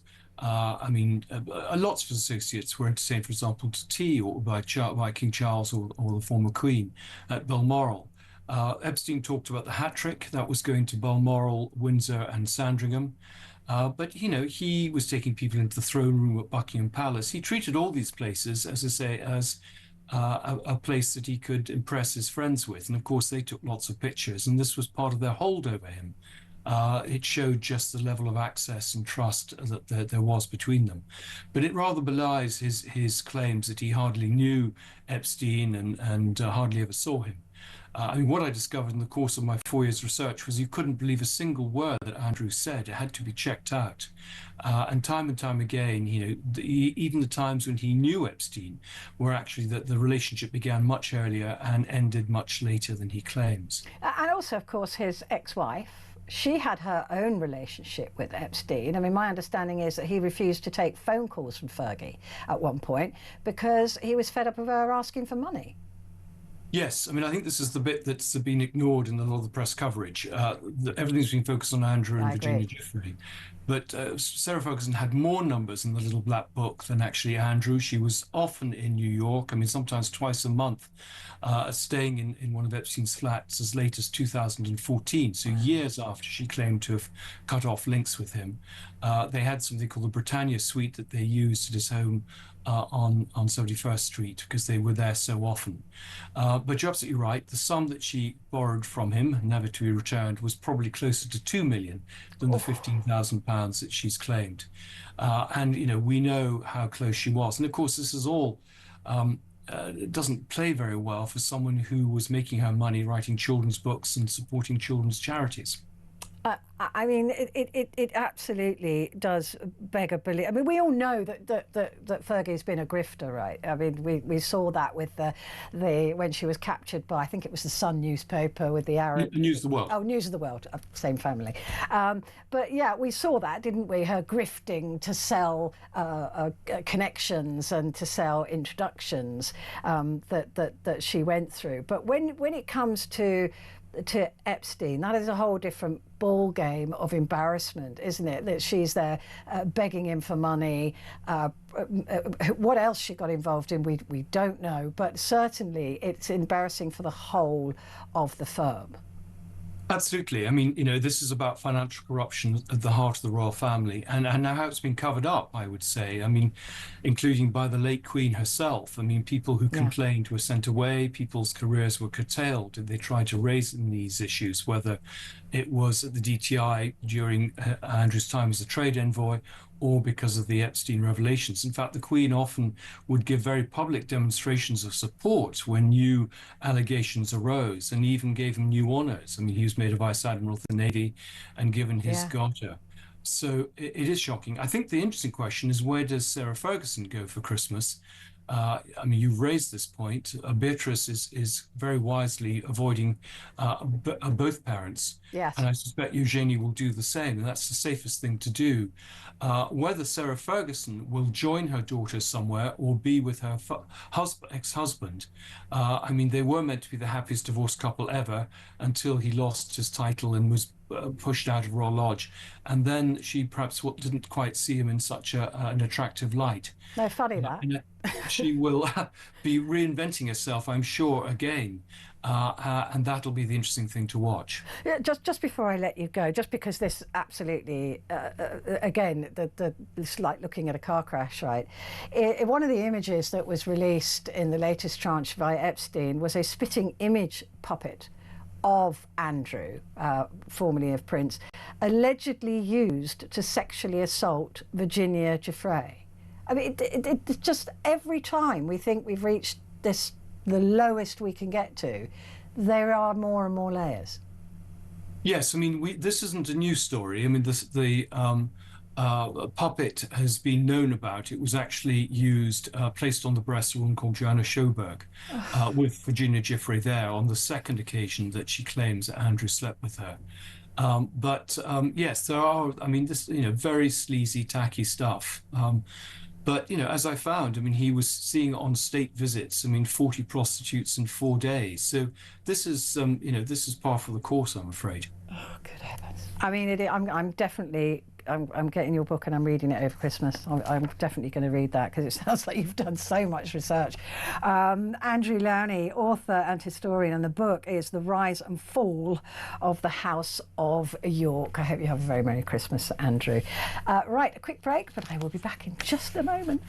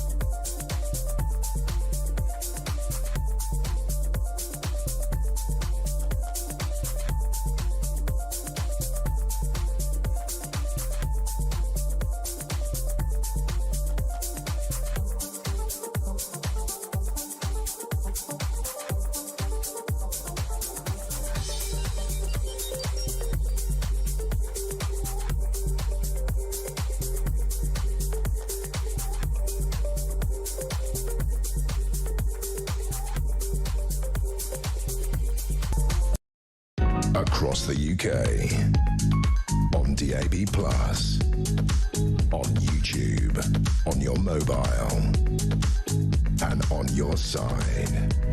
This is Talk. Hello there, and a good evening to you. This is Talk, and it is Petrie here with you until 7 o'clock.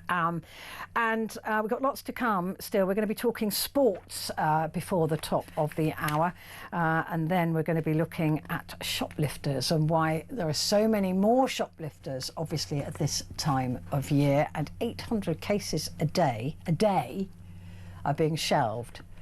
Unlike the goods in the supermarkets, because they're being unshelved, but they are being shelved by the police. So we'll be looking at that a little bit later on. But now let's turn our attention to the countryside. And for people like me who live in London, it does feel like a different world, the countryside. But I was brought up in the countryside, so I do get it. And I do get the differences and the vagaries of things that a lot of townies do not get. But does the Labour government get the difference? Do they understand what it is really like to live in the countryside, to be a farmer, to manage the land, to take care of animals in the best possible way? Or do they think that everybody in the countryside is just a toff with a gun shooting aimless and little animals in the head? Let's talk now to Tim Bonner, who's the Chief Executive of the Countryside Alliance. Tim, it's really good to talk to you. Good evening. Has any government ever got the countryside? Well, we're a very urban country, and I think we have to be honest about that. So, however many whatever the colour of the government, the majority of MPs are always going to be elected for urban and suburban constituencies. So there does tend to be a big gap in understanding. I think this government has been disappointing in that for a Labour Party which had crashed at several elections in the countryside, they made some real efforts before the last election. There was a love bombing operation. There was a lot of talk of rebuilding relationships. And within months of coming to power, the first huge misstep, was the imposition of inheritance tax on family farms, which has gone down so badly in the countryside. And I think, to your point, it is because they don't understand. From a Treasury perspective, there's a farmer, they've got millions of pounds worth of farm, they can pay lots of inheritance tax. But the understanding that farmer's making very little money, and that actually his only ambition, probably, or her only ambition, is to pass that farm on to the next generation in as good or better condition as they inherited it. That is the lot of many farmers. That's all they want. And so you go to the heart of this stuff, you don't understand it, and you make some serious errors. It is interesting, because I was talking about this. I usually do a different programme on this station. I was talking about this the other day, about how we should want farms to be handed on generationally, and a lot of people go, yeah, but £1 million, that's not fair. But it's then not the cost of the land, but the equipment. Combine harvesters cost hundreds of thousands, and new tractors are a fortune. That is what the problem is, isn't it? Is bundling that into the value of the farm, basically. To an extent, but also that if you look at it from a normal business perspective, nobody would do it. Your return on capital is tiny, and that is in part because there is a deal. There always has been a deal between government and farmers that farmers supply cheap food, and the government vaguely looks after them. And that doesn't mean taking huge chunks out of their business if they die. So it is this understanding issue, and if you look at farming as any other business, which if you sit inside the Treasury you might do, then your policies might make sense. But to someone who is working every hour that God gives, and has that simple ambition to pass on to the next generation, and you can't do that because Rachel Reeves has decided that she's wants to raise what's actually a spectacularly small amount of money anyway, then it really is, that really hits home, and it goes to the heart. Even if you don't own a farm, and most of us in the countryside don't, but even if you don't, it goes to the heart of how you see the countryside, of how you know it works, and what is best for it. And so you're as angry about that almost as the person who's going to be directly affected by it. I can tell you though, when the tractors were last in London a couple of weeks ago, they were driving out of London as I was driving in, and almost every single person in their car beeped in support of those tractors as they were leaving down the A4.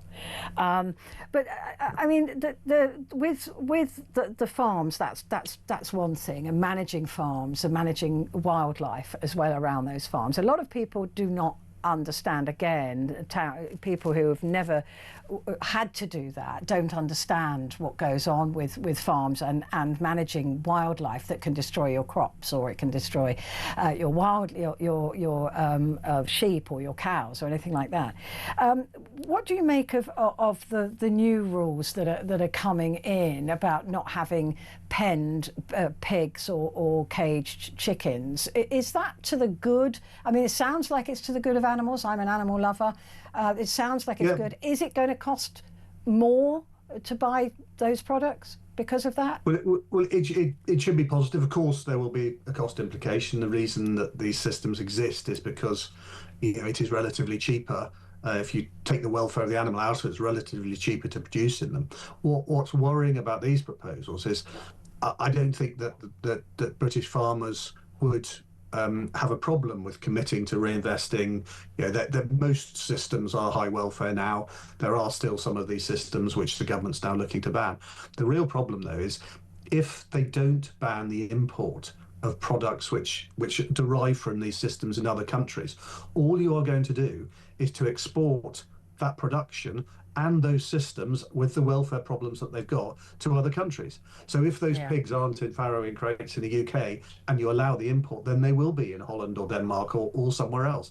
So it would be deeply illogical. All you would be doing is attacking the British the farming sector, the pig and poultry sector, if you continue to allow the same products, the same production systems that you've banned in the UK to be used to produce goods which you can then ship into the UK. And I'm afraid I don't see the government doing the right thing here, because it cuts across boundaries of different departments. It gets into difficult relationships, trade agreements. We know.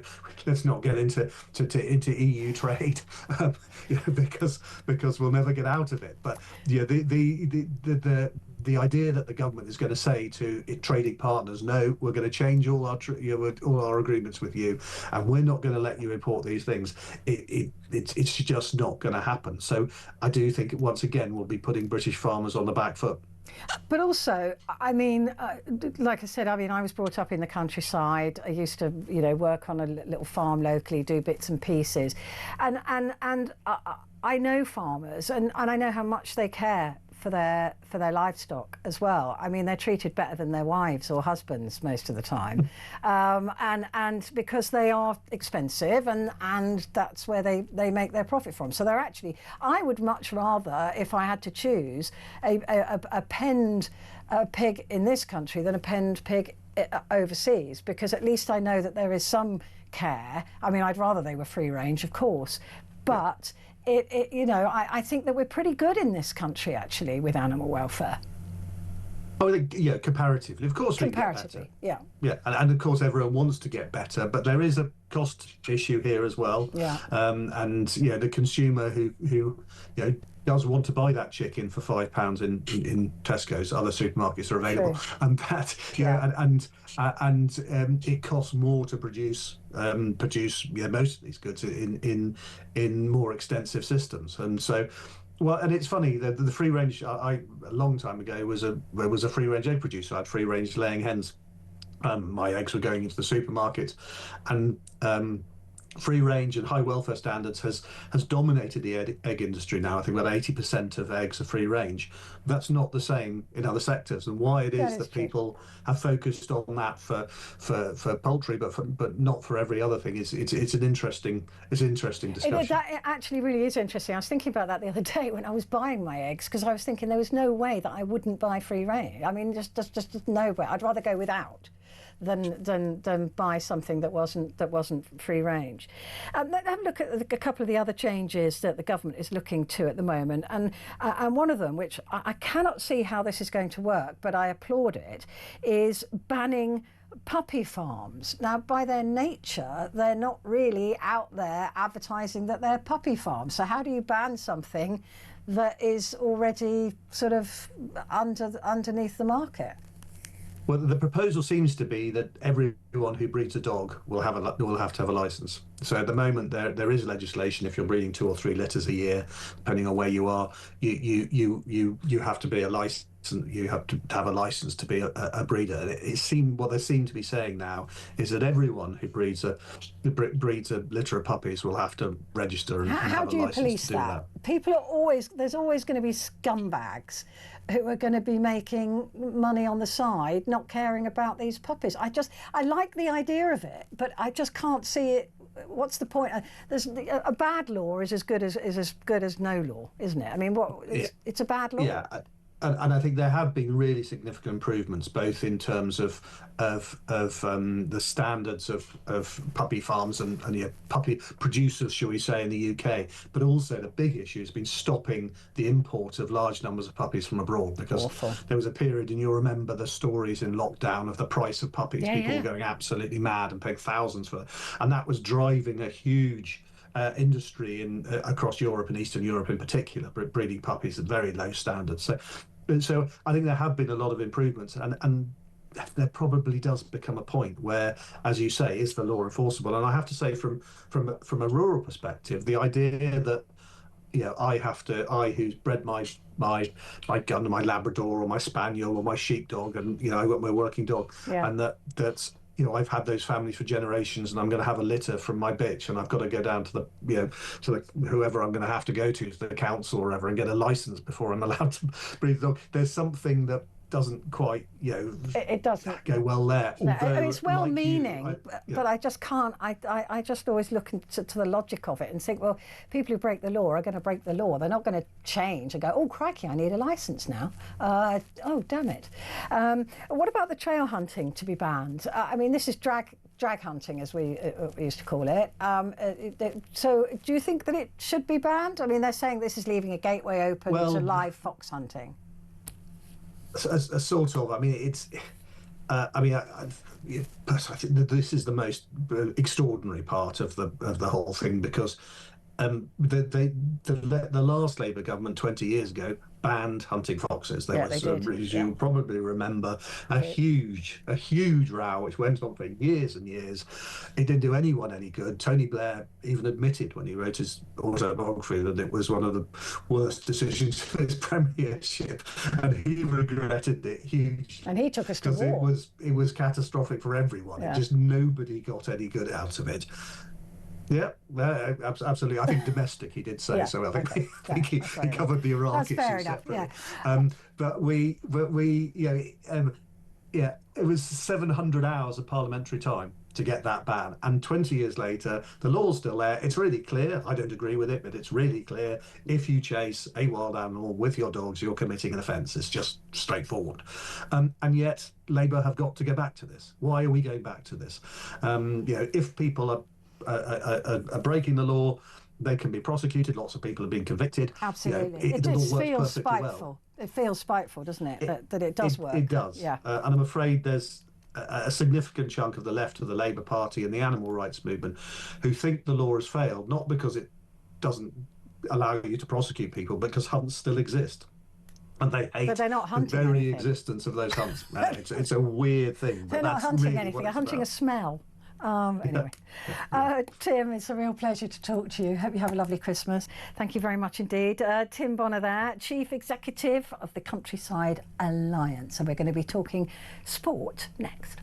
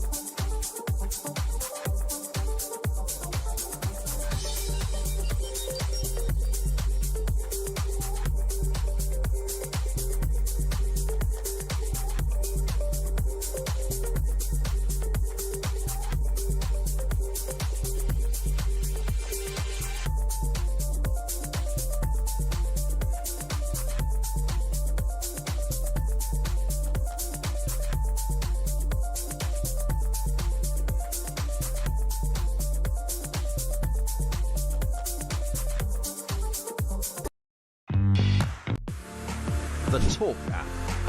You can watch, catch up and listen to all your favourite shows and podcasts anytime, anywhere, all on the Talk app.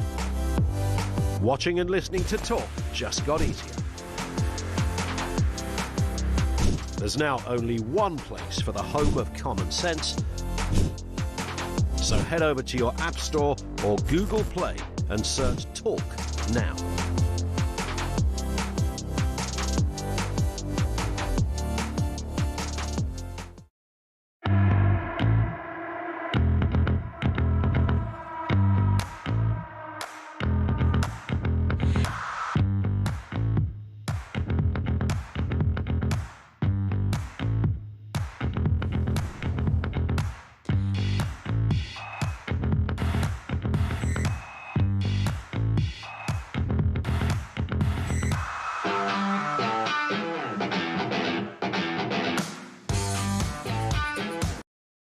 Across the UK, on DAB+, on YouTube, on your mobile, and on your side. This is Talk. Hello there, this is Talk and it is Petrie here with you through until 7 o'clock. And Christmas is not just synonymous with eating too much and arguing with the family, it's also synonymous with sport. At least when you've got a son who loves his sport, it is really synonymous with it. So to talk to us about what's going on in the world of sport is Mike Anstead, who's the head of sport content at The Sun.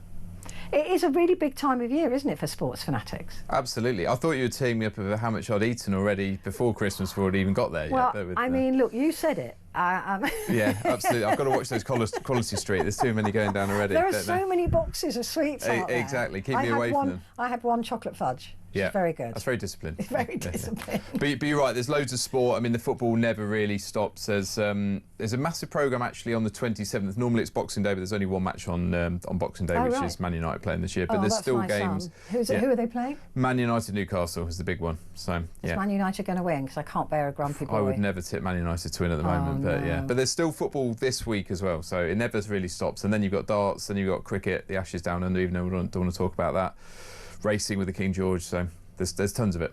It's really. Do you know what's really interesting about that list you've just given out is darts, because that never used to be on anybody's list. Yeah, darts is massive, it's absolutely huge. Now. Yeah, huge. I mean, you see everyone at Ali Pali, it's packed out every night. People wearing fancy dress, day and night. What happened?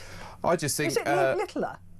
No, long time before Luke Littler. Luke Littler has taken it to the next level, but I think darts as the Matchroom lot who own it, which is the Hearn family, have really grabbed hold of it and turned it into a big social occasion. So a big thing at Christmas now for a lot of young people in their 20s and 30s, but dare I say some older people as well, is that a night at the darts is almost like having a night at the pub. He's just getting I think a Man United darts board for a Christmas present. Is that to all the players' faces on to throw? Can't blame him. Stop it. Yep. He's working, it's fine. So it's like. Let's talk about the Ashes. Brendan McCullum wants to remain England coach. Will he get his? If that was football, he'd be out. Yeah, I think if he was a football manager, he would be long gone. I mean, look, the long and short of it is Brendan McCullum introduced Bazball. Bazball has been fairly successful up until this point, and England have been absolutely trounced in Australia. So lost all the first 3 tests. Australia would have won the series. Is there any point even turning up on Boxing Day in Melbourne to get hammered again? But what's interesting today, he's come out and said, so there's been pressure, will England sack him or will he leave? He's turned around and says no, and he's actually said, well, this is good fun. I enjoy it, and stuff like, yeah, it's a pretty good gig, he says, and I like to travel the world with some good guys. And you think, kind of not the point. Yeah, that sounds like he's making it sound like a stag do or something like that. This is the England cricket coach. So I think the problem with McCullum is he's probably a bit too honest at times and doesn't sit and think how will that be perceived, which at the moment is pretty badly back here. But look, he's insisting he's going to carry on. Will the ECB have faith in him? Well, look, they've put all their eggs in the Bazball basket, so to speak. If they sack him, well, that's the end of that project. What does the captain, Ben Stokes, turn around and say? Because he's fully bought into it. So they're in a very tricky situation, ECB, whether they stand by him or not. But it sounds like he's pretty arrogant about it. If he can make comments like that, yeah, I wouldn't quite say he's arrogant. I mean, he's definitely confident, it's fair to say, because of the Bazball thing. But I would pigeonhole this more as naive. I think he said this in the same way you would perhaps say it to someone over dinner, not thinking that it's a load of cricket fans who have either paid to go out there or sitting at home in the middle of the night watching it and thinking, hold on, mate, you've got the wrong tone here. Yeah, you can't be saying, oh, it's a great gig and I'm loving all the free travel. No, it's not on. No. That is not on. Let's have a look at Arsenal, and Jesus is coming into play. Yes, Jesus here to miracle at Christmas with Arsenal. Could well be. Yeah, exactly. So it could be the miracle that he's back starting matches. He was out for the best part of the year with an ACL, bad injury that really got him. And actually, he was in a good run of form almost this time last year.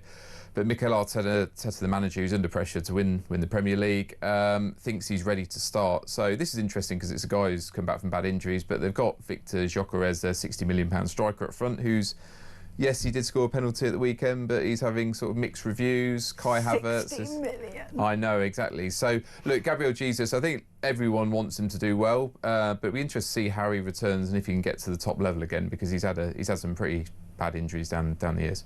It's a brilliant name, though, isn't it, Gabriel? Oh, absolutely, yeah. He's timed his run perfectly here. Yeah, so. He definitely timed it well, and everyone will be praying for him. So he's in the right. There's a job on Sun Sport for you here, I think, Petrie. Exactly. You're wasted here. Listen, I'll tell you, I know what I know about sports. Extraordinary. Darts. We were talking about darts, and I read this. It said the 71-year-old's first round win, and I thought, is that Luke Littler?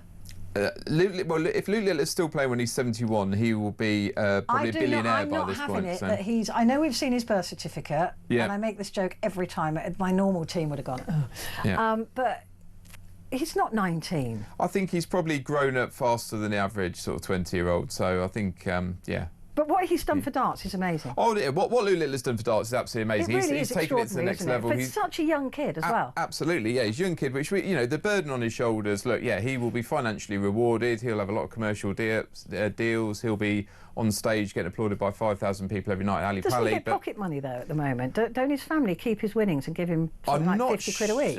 I'm not quite sure with that. No, I think he's probably done a bit better than that. Yeah. But hopefully he has got good financial control of it. So, but Littler played last night. He's through again, so he'll reappear in a couple of days. Actually, the other side of Christmas, he's back on the 27th, I think. But tonight is Luke Humphries, who's Littler's big rival, playing against Paul Lim. And the great thing about Paul Lim is 71. 71. So, well, I guess it's a sport you can keep playing. Well, I mean, a lot of people's eyesight at 71 isn't that great. I'm not calling you out. I'm just saying the average person. But he's kind of blind as a bat without yeah. But he's doing well, and he won his first round match. Everyone loving him. Singapore Slinger, great nickname. I mean, if he upsets Luke Humphries, that's probably one of the biggest upsets in the history of the world champs. Humphries actually lost to him 5 years ago, and that was what the trigger moment for him to lose all this weight that let him then go on and become this serial winner. That's before Luke Littler then turned up and put the pressure on him, because Luke Humphries was the number one at that point. So it'd be an interesting clash tonight. I love it. I mean, this is the thing about darts, isn't it? That there are a lot of characters in the game, and I think that is possibly another reason why it's going up because you can recognise people and they just seem ordinary. It was a great match last night with Heta against the Swiss guy Belmont, I think it was. But you've got one really slow guy who's just very measured, and then you've got Heta who just wants to throw his darts as quickly as possible. And the interaction with the fans is great, and the walk-on music's great. We love it. Close my eyes and chuck. It doesn't work. Great to see you. Thank you. Have a wonderful Christmas. Mike Anstead there. Right, coming back in just a moment, we have got another full hour for you, so do make sure you stay where you are.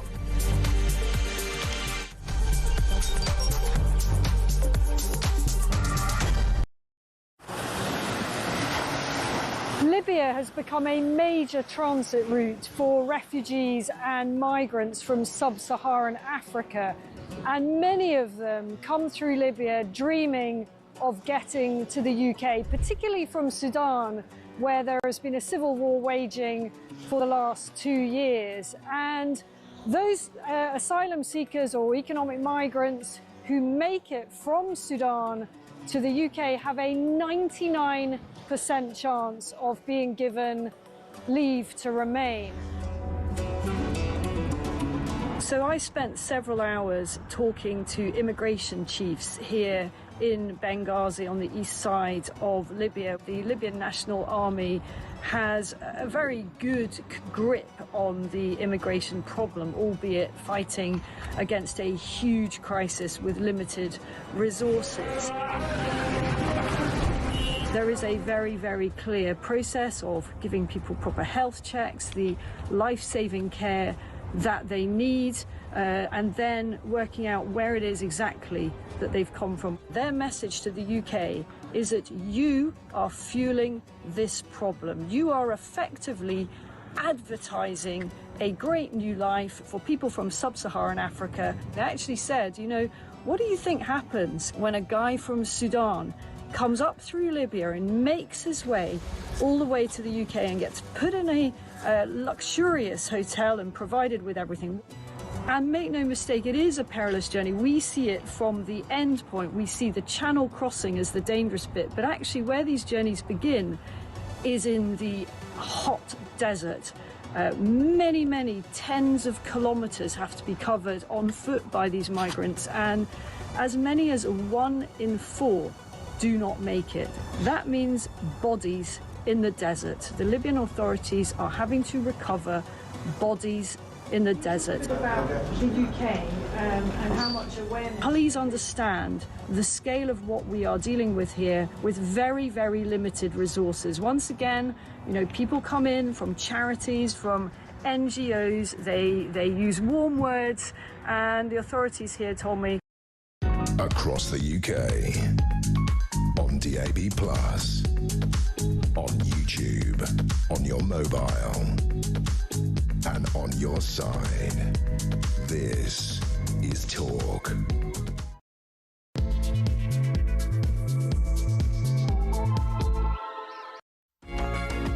Hello there, and a very, very good evening to you. It is Petrie here with you for the next hour, and then I believe it's Alex Phillips will be taking over. Lots to get through in this hour. We're going to be talking about shoplifters getting away with stealing every minute in a theft epidemic, and we're also going to be addressing the really sad death of Chris Rea.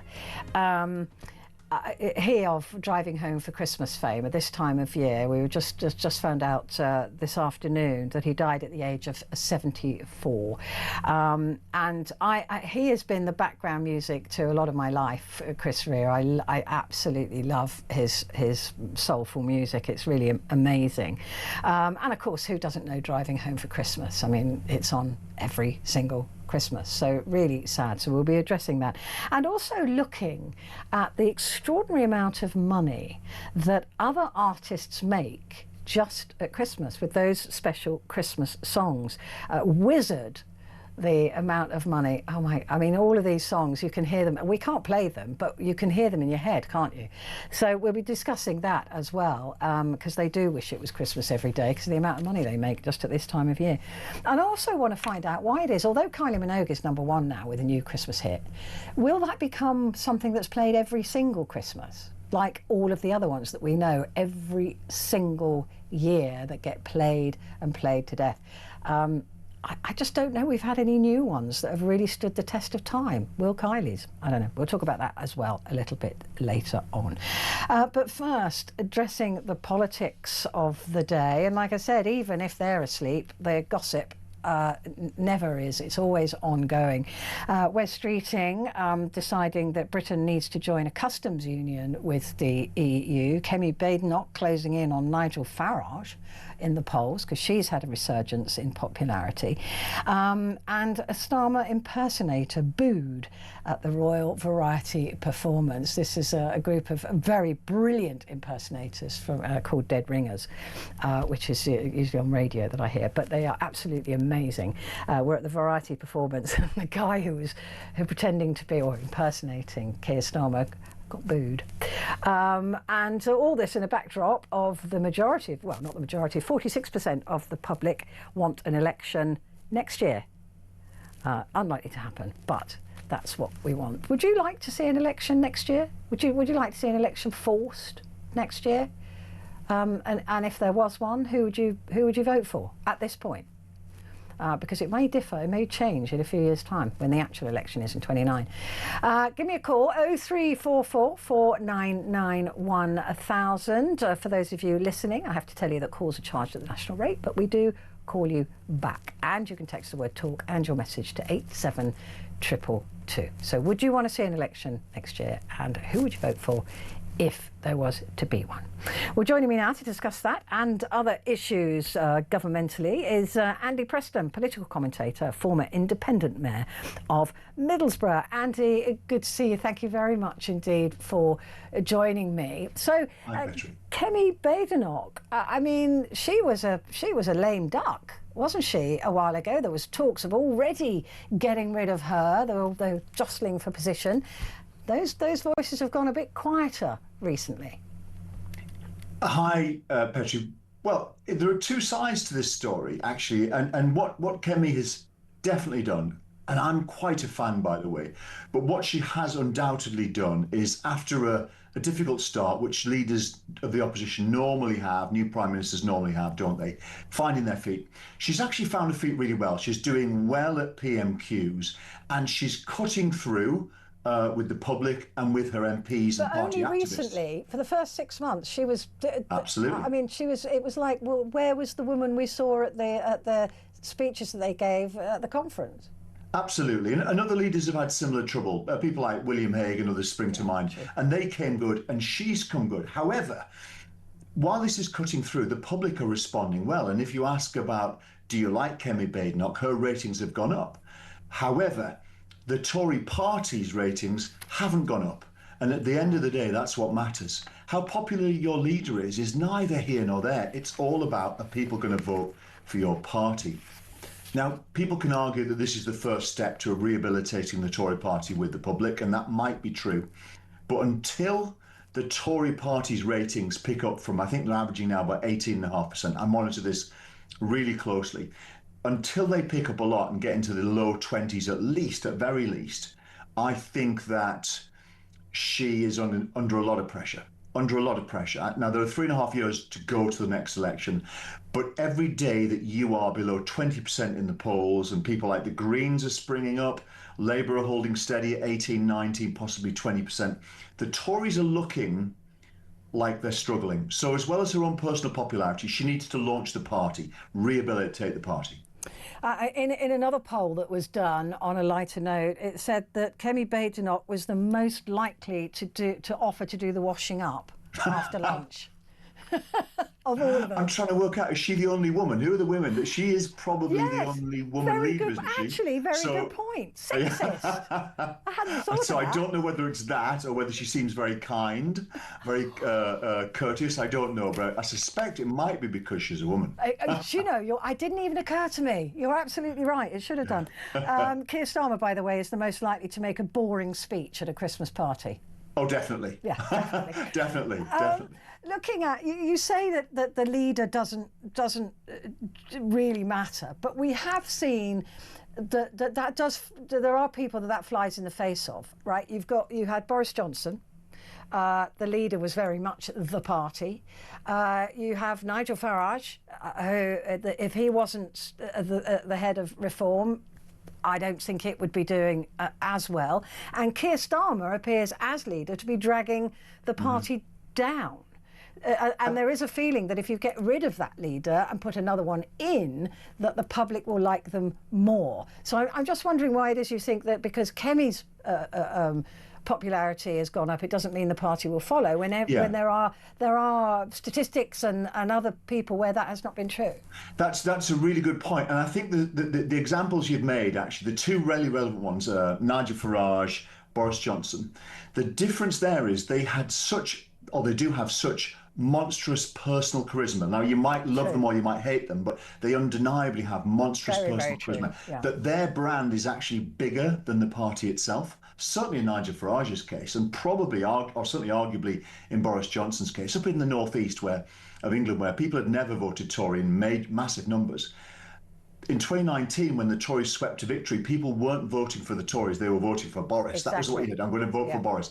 And I think that's the difference. Now, I'm not saying that Kemi cannot rehabilitate the Tory party. I'm not even saying that she cannot grow in charisma, she might be able to do that. But at present, what she has done is increased her profile. She's doing a better job, and the public are responding to her personally. But the Tories not shifting in the polls, and ultimately that's what's going to count. Let's have a look at what could count in a shift in the polls. And I think it seems almost inevitable that we're going to see the larger parties join up, either with smaller parties or with each other. It seems inevitable now that there will be a deal made, so pacts will be made the closer we get to the next election. And I can't see that Reform can win on their own, and certainly the Tories can't. Do you think that might change? Yeah, I think almost anything can happen, Petrie. When you've got four now arguably major parties, all vying for lots of seats, almost anything can happen. We've got a strange system, a democratic system, that kind of works or half works when you've got two parties battling it out. Yeah. When you're ending up with 3, 4, arguably almost 5 parties battling it out, it becomes a lottery. So you could end up with chaos. You could end up with a party potentially that gets 23 or 4% of the popular vote, but gets control of Parliament, can pass whatever laws they want. So that's one risk. But the other one is that, look, all parties want power. And what that means is, and first of all, they want power on their own terms where they completely control it. So they will always aim to win a majority, and they will say no deals. We're never doing a deal. They have to keep saying that. But at the end of the day, they will all do a deal with somebody fairly closely aligned if it means getting into power. Because without being in power, you can't implement your ideas and your policies and rewards. Except for the Lib Dems. Yeah. So, well, they won't be making that mistake again. Well, I even think the Lib Dems would go in bed with the Tories. At the end of the day, people want power, so long as the terms are okay at the time it's brokered and agreed. And I think that Reform have to say, especially in the lead, they have to say they won't do a deal. The Tories have to say they won't do a deal. But at the end of the day, I think we're likely heading to a hung parliament or a very uncertain outcome where people will align at the last minute or after the election. And I think that the thing to watch here, what's coming up, and what people haven't really realised, is that there's this theory that Britain's gone to the right, and it's not really true. The left of centre parties still have a major vote share. By the way, I completely agree with you. Yeah. There is this sense, because they've got the loudest mouths, that we're all swinging to the right. But I think the most of the people are in the centre. Sometimes they pick from the left, they like that idea, and sometimes they pick from the right, they like that idea. But the thought that everybody is swinging massively to the right, it's just like they've got the loudest voices. Absolutely right. So politically speaking, it is going to be really, really interesting, because they're saying with Reform that actually they're going to get somewhere around the 20s, maybe even 30. But is that going to be enough if other parties pull in good numbers as well? So it's all to play for still. Absolutely, and the party to watch are the Greens. Their ascendancy is spectacular and very impressive. Now, a lot of people really don't like him and criticise me for saying this, but Zach Polanski has a huge fan base because he's very charismatic. He's not saying anything new. He's a good actor as well. I've seen him. He's a great performer, which is really important. Very. And what we could well see, we could see Reform staying at 30% in the polls. We could see the Tories. But if Labour and the Greens were to join together and have something like 35, 36% of the votes, they could win it. So the idea that the Reform will win or a Tory Reform coalition will win is very misplaced, in my opinion. The biggest threat, I think, is from the left, a coalition just before the election. And watch the Greens. I think they'll go from strength to strength. Yeah, I am completely aligned with you on that. Just looking at the landscape and seeing that, they're saying that those who are going to vote Reform, they've already made that decision, they're going to vote. It's getting those extra people. And if Reform thinks that they can get that from the Tories, who are turning into being more right-wing because they think that's going to beat Reform, then people will go to the Lib Dems or to Labour or to the Greens, because those two will be too alike. So actually it is really fascinating watching as so many commentators saying, it's going to be between those two, because I'm with you. I really think it's not going to be that easy. And it could lead to trouble, Petrie, because you see the issue we've got now. We've got a government that is the most unpopular ever, a Prime Minister who's the most unpopular ever, and they won with about 33% of the popular vote. We could end up with another Prime Minister that gets in on 25% of the vote. And how angry will the public be? They'll be furious. It is so interesting just listening to the fatalists or the people who are just saying, well, that is the way the country's going, because it isn't my world at all. I don't live in that world. Let's just quickly talk about Keir Starmer. You say he's the most unpopular. I have to concur with everybody that phones into my programme will agree with that. But even his impersonators are being booed. I think we have a clip of this, which I'd like to play. I've just dumped that on my team, so they're looking into that now. But it does come into something, doesn't it, Andy? When even your impersonator. I don't think this has ever happened before. Politicians, sometimes when they've stood up at a sporting event, they get a boo. I remember various people over the years it's happened to. But to have a comedy character in a sketch that represents a politician be booed at something like the Royal Variety Performance, that's a very respectful audience. That's a very that's what we were saying Middle England earlier. audience. That's a very polite audience, right? We've got that clip ready now. Let's have all right, let's listen. Yeah. Keir Starmer. Thank you very much.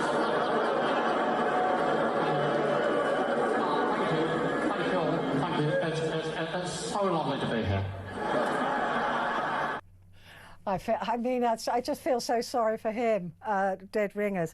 And of course, that's supposed to be a parody on traitors. And he said, I've figured out how not to get to survive the round table, and that is to get no one to ever vote for me again. I haven't seen the sketch. That's very good. They're very good, aren't they? Dead Ringers are brilliant. They are absolutely phenomenal. And we can read too much into it, Petrie, because it is just humour, and it is just a bit of entertainment. But I've never known this before, and it's an example of the derision and the animosity towards Keir Starmer. It is. I've never seen anything like it, and I've been in love with politics for decades, but like you, I've never seen anything like it. Andy, it's wonderful to talk to you. Thank you very much indeed. Have a great Christmas, won't you? Andy Preston there, political commentator. And I forgot. Is it too late now? We'll ask it. Are you still there, Andy? No, he's gone. It's a former independent mayor for Middlesbrough. Thank you very much indeed. All right, quick break. Back in a sec.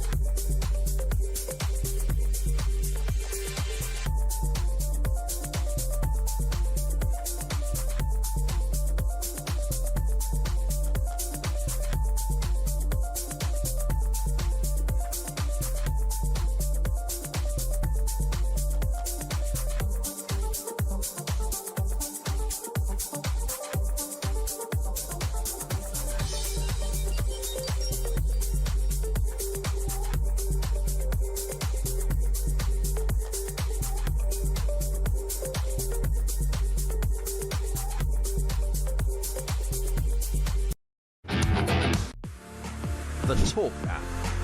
You can watch, catch up and listen to all your favourite shows and podcasts anytime, anywhere, all on the Talk app. Watching and listening to Talk just got easier. There's now only one place for the home of common sense. So head over to your App Store or Google Play and search Talk now.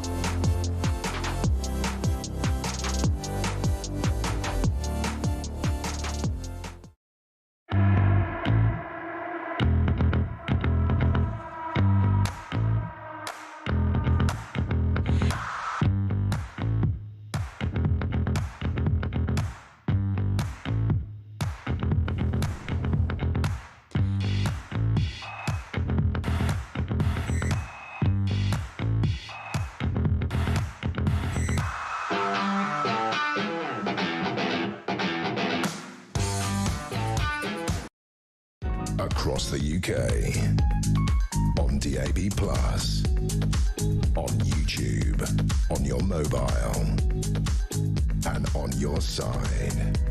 This is Talk.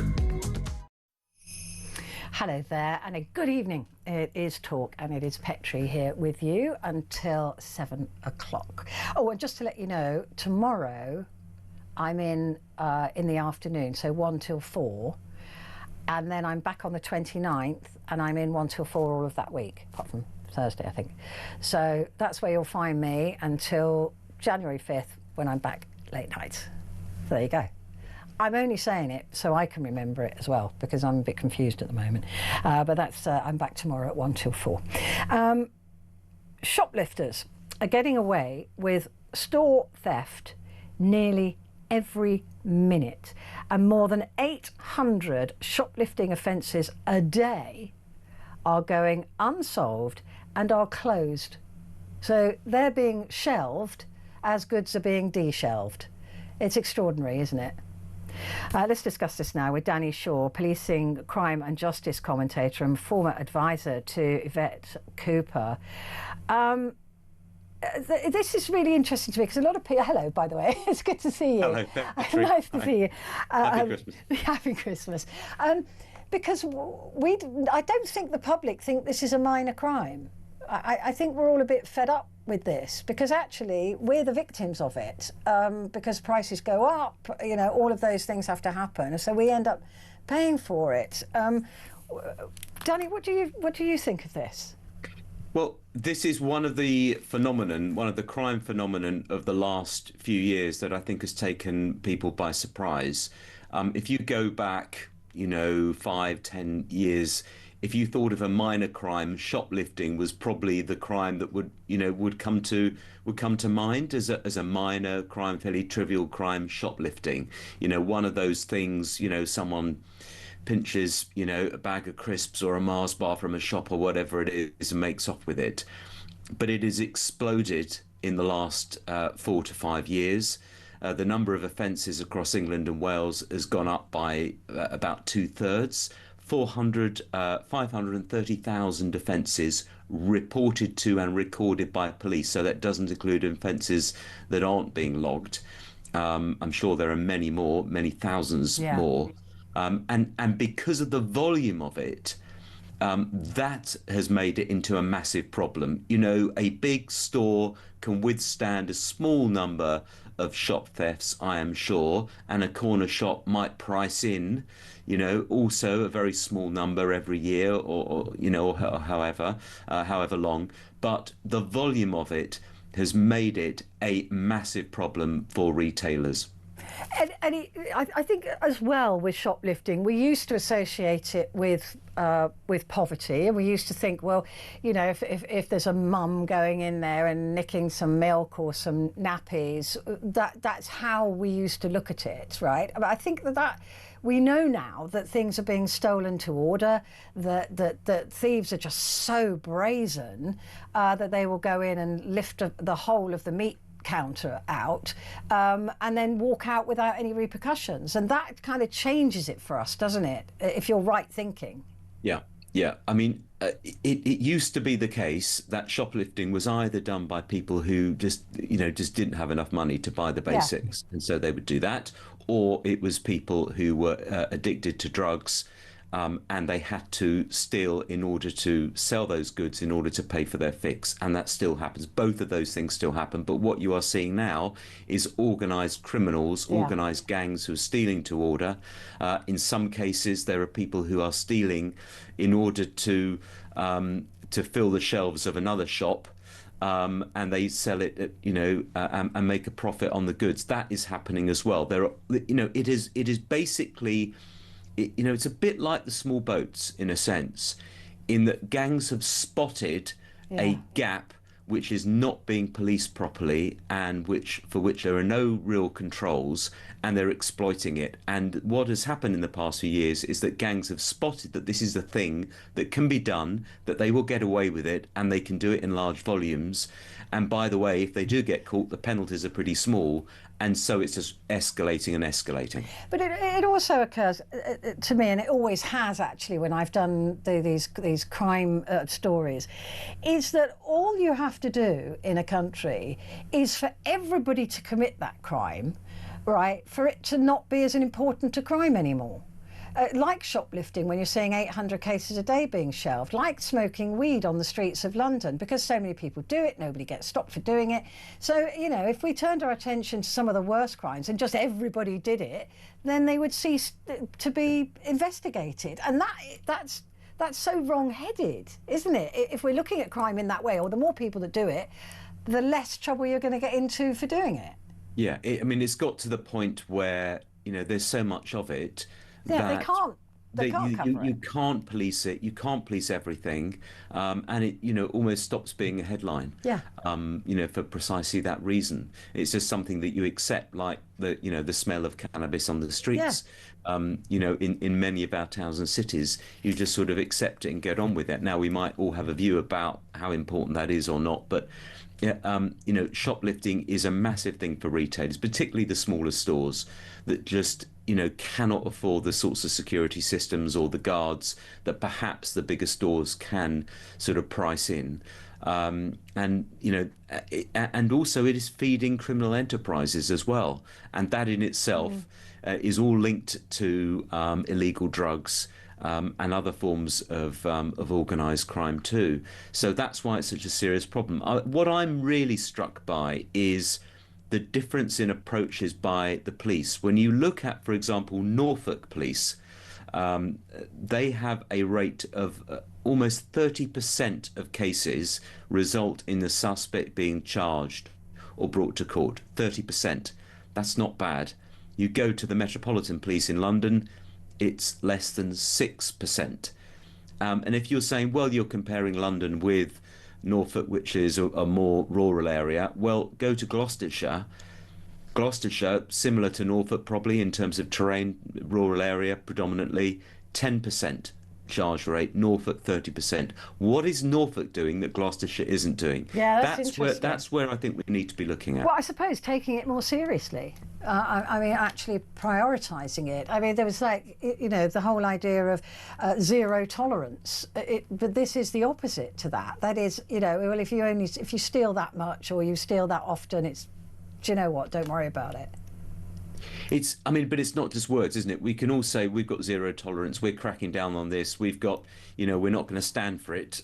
Police chief constables and police and crime commissioners can make those statements, but they have to put them into action. And I think what it needs is partnership working between the retailers and the police, so that they, you know, when the retailers have got evidence, they've got the CCTV or they know who the suspect is, the police actually respond to that. Yeah, Smart Rowley, the Met Commissioner, was calling the other week saying, well, actually, the shops have got to do more. They've got to submit the CCTV evidence and they've got to give the shop staff time off to make statements and to appear at court. So he's sort of putting it back onto the retailers.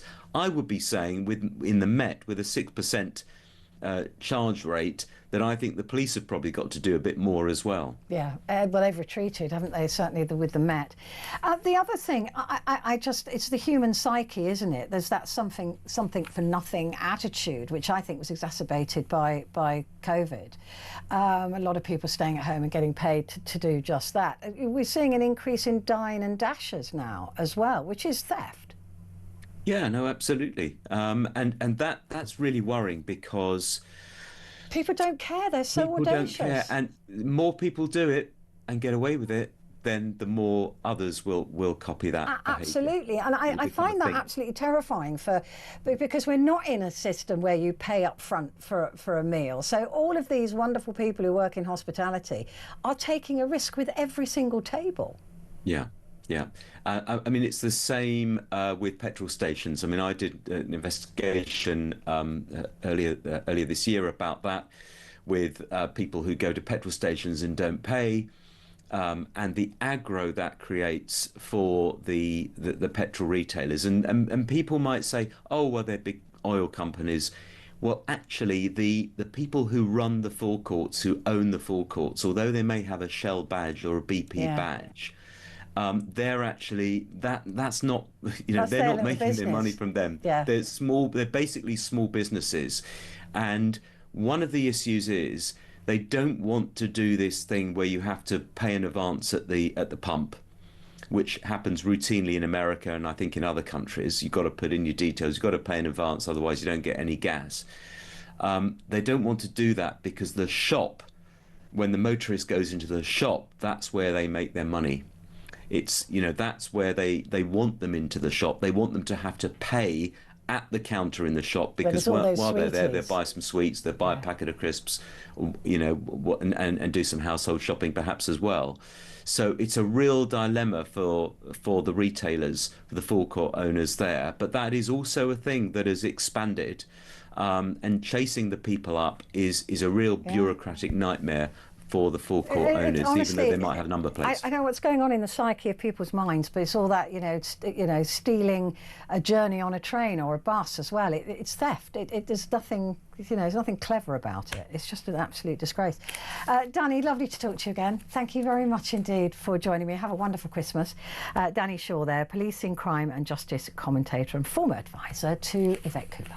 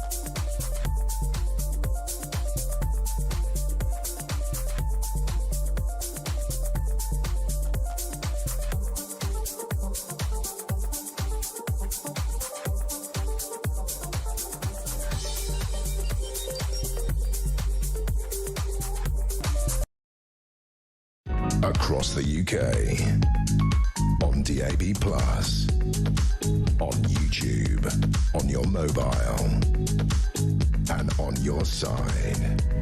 This is Talk.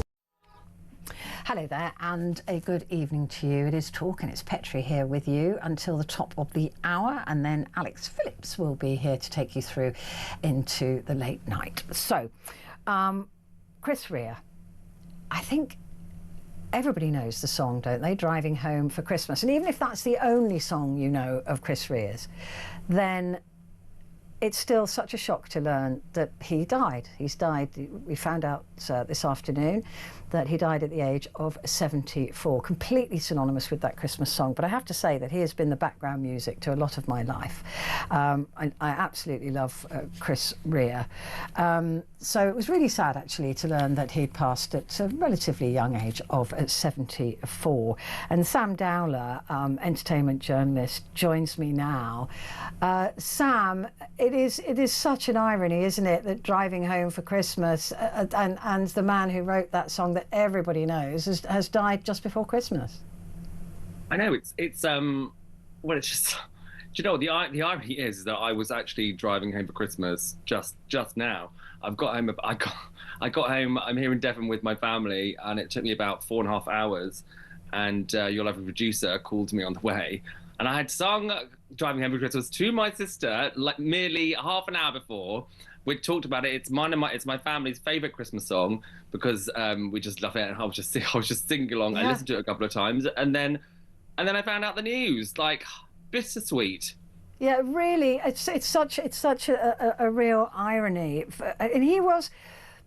I loved his music. I'm genuinely a huge fan of Chris Rea, and probably Driving Home for Christmas wasn't my very favourite of his work. But it is just one of those songs, isn't it, that every single year you can't have Christmas without it.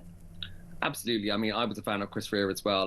Road to Hell, I think Part 1 and Part 2, both amazing albums. And like you were just saying before, like they were a soundtrack to a lot of my life growing up. Like my parents listened to him all the time. And but it's like, you know, look, where was it? 3 or 4 years ago that George Michael died on Christmas Day.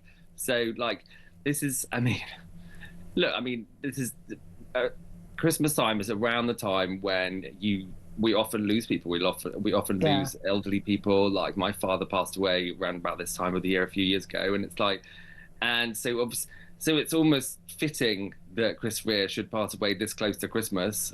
In a way, it's part of his legacy. Exactly. In a way, it's such a beautiful song, and it's been played out in the newsroom, of course, as soon as our sister station, Virgin, was playing Driving Home for Christmas. A lot of people will be listening to that now, and hopefully there'll be a resurgence in some of his other work, because he was absolutely brilliant. And I loved his. He's amazing. He's an amazing artist, and was for many years, and quite prolific. And like, and it's oftentimes when, you know, when somebody has a Christmas song, they don't necessarily have any other songs, and so people often are like, oh, well, that's, you know, the one-hit wonder Christmas song, etc. Like, there's a lot of massively famous Christmas songs that people don't even know who sang it or where it came from or blah blah blah. But Chris Rea, like you say, has a massive body of work that maybe people will have a look at. Which I hope so, because Road to Hell was the soundtrack to when I was a war reporter. Wow! I used to play that in Bosnia all the time. It was absolutely the soundtrack to that journey that I went through. That's amazing. Yeah, really extraordinary, and that's why I love him so much, because he's just been so much part of my world. But let's have a look at the other Christmas songs, though. Just this story today saying that. They wish it was Christmas every day, and these are the people, the artists, that make an absolute fortune at Christmas because of their songs, and they're all the songs we know that give us earworm. Wizard, I wish it could be Christmas every day. They make nearly 500,000 at Christmas every year. Every year. It's massive, isn't it? I mean, first of all, can I just say I'm really quite glad it's not Christmas every day. Me too. I'm a Grinch. That would be a nightmare. Yeah, not a fan.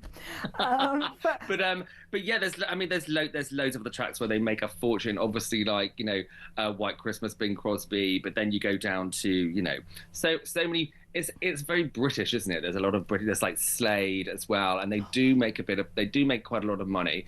But like but it's weird. It's like a lot of artists often come out with a Christmas album. I know Kylie Minogue, she's had 2 Christmas albums, and she's currently Christmas #1 with XMAS. And it's like they do. Everybody tries to get there with a you know, a viral Christmas song, for example. But then sometimes it's worked. Like Leona Lewis, I think it's One More Sleep or something, which was only released not that long ago, but you hear it all the time. Kelly Clarkson, Underneath the Christmas Tree, like all these. There are some modern ones, but also we go back like nearly 50 years with some of these songs. Well, that's what I wanted to say, Sam, because a lot of these, Jonah Louis, Stop the Cavalry, brilliant song, by the way, shouldn't be considered. I don't know. I don't consider it really a Christmas song, because it's just actually really good. And the Pogues, the fairy tale. Yeah, of course, yeah. Which, I mean, I love the Pogues. Absolutely used to love. When I was younger, I was always rocking to the Pogues, much to my parents' disgust, because with my favourite album was Rum and the Lash. I won't use that. I know word. the album well, and I used to be friends with Kirsty MacColl's son, actually, and she was fantastic as well, and I just love her work too. So I mean, but it's weird because they are like kind of like Christmas standards, but very much obviously some of them are like quite UK based, and obviously a lot of Christmas is to do with nostalgia. It's to do with things that things from the past that we remember our parents, our grandparents singing the same songs, doing the same thing. Do you know what I mean? So there's so much of that. So it's quite difficult for a new song to break through. Yeah, and it really is. I mean, Kylie is number one. She's got the Christmas number one this year. But will that stand the test of time? Will that still be around? Like, Jonah, I mean, Andy Williams, for goodness sake. It's the most wonderful time of the year. Makes 76% of all his money with a Christmas song. Andy Williams, Well, it reminds me of what was the movie? Was it Love Actually, or was it About a Boy, where Hugh Grant's character or somebody's character made all the money that they ever need every year from one. Oh, was that Bill Nighy's character? Yeah, I think it was. That's what it was. Yeah, it was yeah. from one Christmas hit. From one Christmas hit, yeah, exactly. And he was even bored of it, but he made so much money from it. Yeah, exactly. But like, you've got like Mariah Carey, for example, who's All I Want for Christmas Is You. I remember when it came out because I was a big Mariah Carey fan at the time, and it was a bit like, that's a fun Christmas song.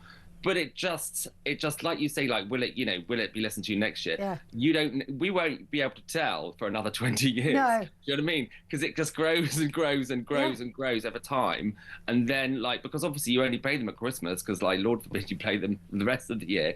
But then, and it's all about the feeling it gives you and about the feeling that song gives you. So it's like I said, it's like it's something that we'll have to.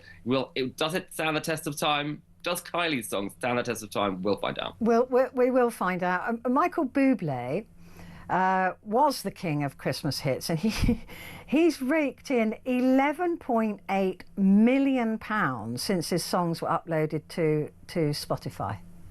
Wow, I mean, that's amazing. And the thing is, you've got to. That's a lot of streams on Spotify. That's a lot.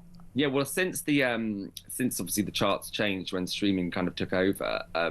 Like, for example, a lot of people might not even have heard Kylie's song because it's an Amazon exclusive. So I have to be honest, I haven't.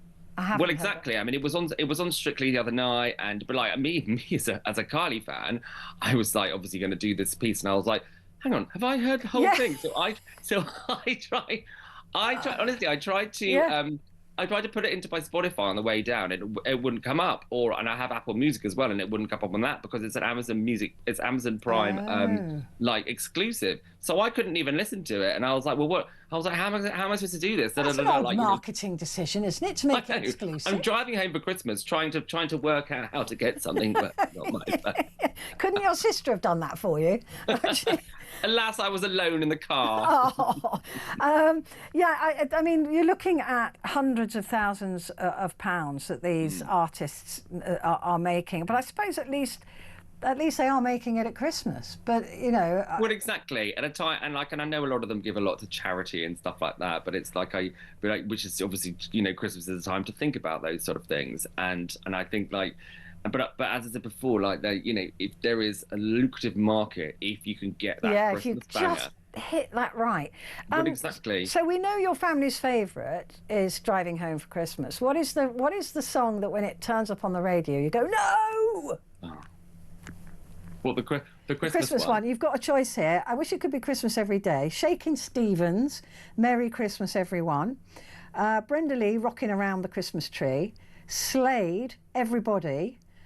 Wham! Last Christmas, or East 17, Stay Another Day. Which one would you hate to hear? Do you know what? I'm going to go a bit off piece and say it's Rocking Around the Christmas Tree, but it's the version with Kim Wilde and what was it? It was Kim Wilde. When she's like, come on out, bruv, on the Christmas tree. I can't. Have you seen her when she burst into song on the tube? Yes, I am. She lives near me in Hertfordshire. She's awesome. But that version, there's something about that version that really grinds my gears. Yeah, no, she's a trier. But yeah, I think I'm with you on that one. It's been lovely talking to you. Have a wonderful Christmas in Devon. You too. Merry Christmas. Merry Christmas. Sam Dowler there, entertainment journalist.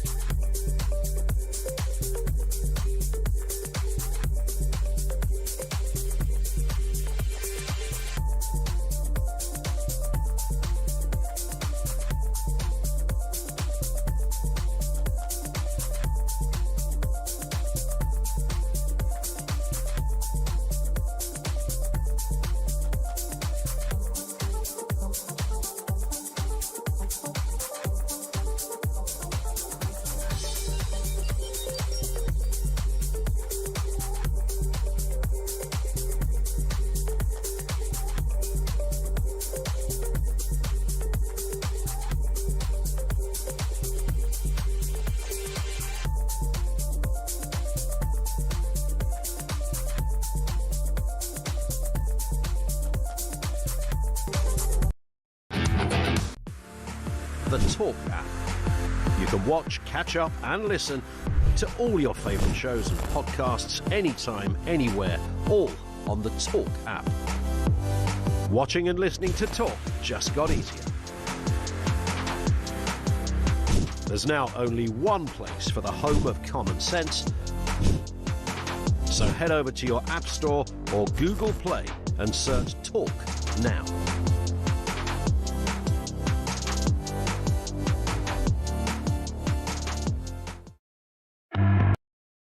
Across the UK, on DAB+, on YouTube, on your mobile, and on your side. This is Talk. Hello and a good evening to you. It is Petrie here with you till the top of the hour. Just another reminder that I'm back tomorrow, but between 1 and 4 in the afternoon. I'm sitting in for Ian Collins. And I was just wondering if you got any gifts from your bosses this year. Did you? What? Sorry, my team are nodding at me that they got... I'm not your boss. I bought them all a little gift. Not your boss. Bossy, yeah, but not your boss.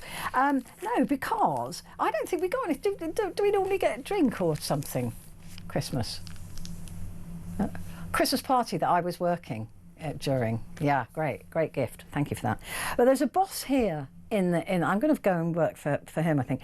Britain's best boss has done it again, giving away 20 grand in prizes and cash to staff. John Roberts, founder and CEO of online electricals retailer AO, treated 700 employees to a night of cabaret, live bands, DJs and unlimited food and drink. And they also got prizes. The Maze event saw staff take home thousands in prizes, with one lucky worker snaffling 7 grand jackpot, playing higher or lower. Was our party, which I didn't go to because I was working at, was that unlimited food and drink? Unlimited drink. Did you get DJs and cabaret, live bands, music and football? I rest my case. Yeah, see, that I rest my case. Darts and pool. It is not the same. 20 grand, bosses. Do better next year. That's what I'm going to say to you. Right, I've just got time to take a call, and I'm really pleased to be speaking to Cindy. Cindy in Michigan. We're talking earlier, Cindy, about the government here looking at what Australia's doing with the social media ban. Right. Right. What do you think of that if we were to do that here? First, I want to say it's a privilege to speak to you. I'm so grateful and so happy. So happy. I love you, Petrie. You're just like an old friend of mine. Oh, you are such a sweetie. How's your old man? Is he all right? He's good. We're wrapping gifts right now. Is what we're doing. Send him my love, won't you? I hope you're having a good... She says hi. She sends her love. He says hi. Bless. So look, we're your #1 fans here. Oh, you are sweet. Thank you very much. I'm glad. It's lovely to have listeners from America as well. It's really fantastic. So thank you. So this social media ban that Australia's just brought in for under 16-year-olds, Trump is livid about it. So are the tech bros, because they see that as limiting freedom of speech. Do you agree with that? Well, 2 words come to mind: Orwellian and totalitarianism here. Big time. And I think that what parents need are tools. They need knowledge. They need knowledge like how to use the internet, how to get familiar with the phone, and also to know the effects and damage that the phone can do to a child's brain. They need knowledge rather than bans. I'm not for a ban. Do you know what? I'm not a fan of bans either, in any regard. But it's rich for your president to be talking about that this is undemocratic when he's trying to ban half of the media landscape in America. We all know how he is. Yeah, I think we all know how he is. But the thing is, I love some of the things that he's done more than I disagree with him. Really? Cindy, you're going to... I tell you what, by the time of this term, you will have changed. You'll be completely anti by the time he gets there to the midterms even, perhaps. Maybe. You never know. You never know. You want to make a bet? I'll make a bet with you. No money, though. I can't bet money. Okay. Not allowed to bet money. Okay. Okay, if you win, I have to do what you say. Okay. And we'll figure that out later. We'll figure that out later, but you can't lie. You're not allowed to lie about it. Okay. Listen, I'm with you. I'm not a liar, so you have my word. I agree that I'm not a fan of bans, particularly bans of information. But I also think that although parents do bear a lot of responsibility, so do the companies that allow such easy access. That's true, and it is. There is scientific evidence that the brains are changing. So now we have the knowledge. So you know what? Maybe you've got something there. It is a really tricky one. We do have the information. Yeah. We have the actual It's like with smoking, data. right? We used to say that doctors used to prescribe cigarettes for a chest infection. And now we know that that is not a good thing. So we changed the laws around that and we stopped children from smoking. And you must have seen it like I have, Cindy. You know, kids in buggies and pushchairs with a mobile phone, not engaging in the world. And it's heartbreaking. And other parts of the country, kids smoke like crazy. Wow! I've seen documentaries. Asia, somewhere in Asia, where they run around like 4 years old. Yes, that's right. You're right. You're right. In parts of the world, yeah. And we would find that horrific here, right? We would not tolerate that. So I wonder if, like you're saying, now that we've got the knowledge, I'm changing my mind live on air. I'm going to get you one day. You're going to go, I hate it. I'm joking. I'm joking. I think you are. Listen. I think you might. I think I just might. Listen, Cindy, you take care. Have a wonderful Christmas, and I look forward to talking to you in the new year. Queen, you know that? You're a queen. Oh, bless your heart. You have a wonderful time, Cindy. You take care. Cindy there from Michigan. Right, a couple of messages that comes through. Chris G says, so that I'm not hallucinating. Keir Starmer thinks at 15 years and 364 days old, your mind is so immature you need to be protected from social media. But the very next day, you gave it away. No, the very next day, you could be old enough to vote. I wonder what the politicians are hoping to achieve by ensuring that kids only hear political discourse at school. Chris, you go straight to the top of the cynical tree with that one, but you could also be right. So that was earlier on. We were actually just talking about that social media ban. And I think that's a really good point, isn't it? If you're saying that kids are old enough at 16 to vote, then they're kind of old enough to be a part of social media. And this one says, mudslinging and negative accusations against Nigel Farage by the left will only increase. Absolutely. When the time comes, Reform will join with the Tories to save the country from the abyss. And that's from Amanda. I'm not sure about saving the country, but I pretty much can see them joining forces. I completely agree with that. And Benjamin has said that Chris Rea has driven home for the last time. Thanks for the warmth and magic, Chris. Very, very well put. I think we've just got time, probably a short amount of time. Chris is in County Durham. Good evening to you, Chris. You wanted to talk about the doctor strikes. Do you support them? Oh, no, I don't, Petrie. I think it's absolutely ridiculous, to be quite frank. I'm an engineer of all different trades. Right.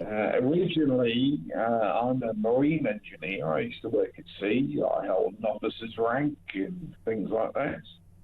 I started as a cadet at 16. I was getting paid £300 a month. I slowly but surely, after getting qualified, then got a little bit more, and then got a rank as a competent engineer. Oh.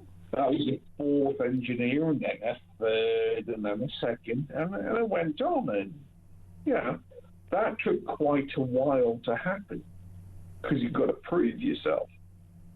And then, nowadays, I've worked in IT for the best part of 20 years.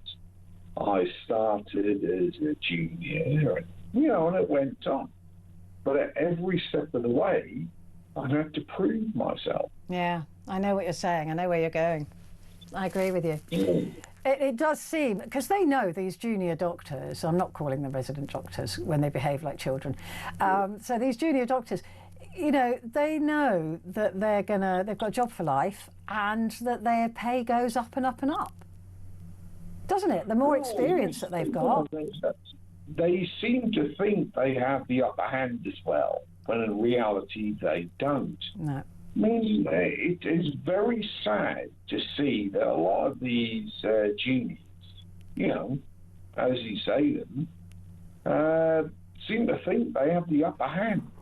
Yeah, well, they're holding us to ransom, aren't they? And they've already had a 30%, almost 30% pay rise over 3 years, and they want another 26%. And I just, we ain't got the money. It's as simple as that, and they're not reading the room. Chris, thank you very much indeed, but I think your point is an absolutely excellent one, that we've all had to work our way up to the dizzy heights of where we found ourselves. But Chris, have a very good Christmas. Right, that's it almost from me for today, but I'm back tomorrow between 1 and 4. But Alex Phillips is here. Hey, Petrie. We've not done this way round. I know we haven't. I was just thinking that. It's the first time, so I'm ready to be grilled. You're ready to be grilled? Yeah. What have you got coming up? We're going to be discussing migration. What I want to know is where has all this sort of coordinated open borders religion come from? In terms of when I was growing up, I cannot remember there being such a huge push about migration, that we've all got to love it and be tolerant of it and all the rest. And now you've got the ECHR, the EHRC, the UN, the EU. It's like everyone's reading from the same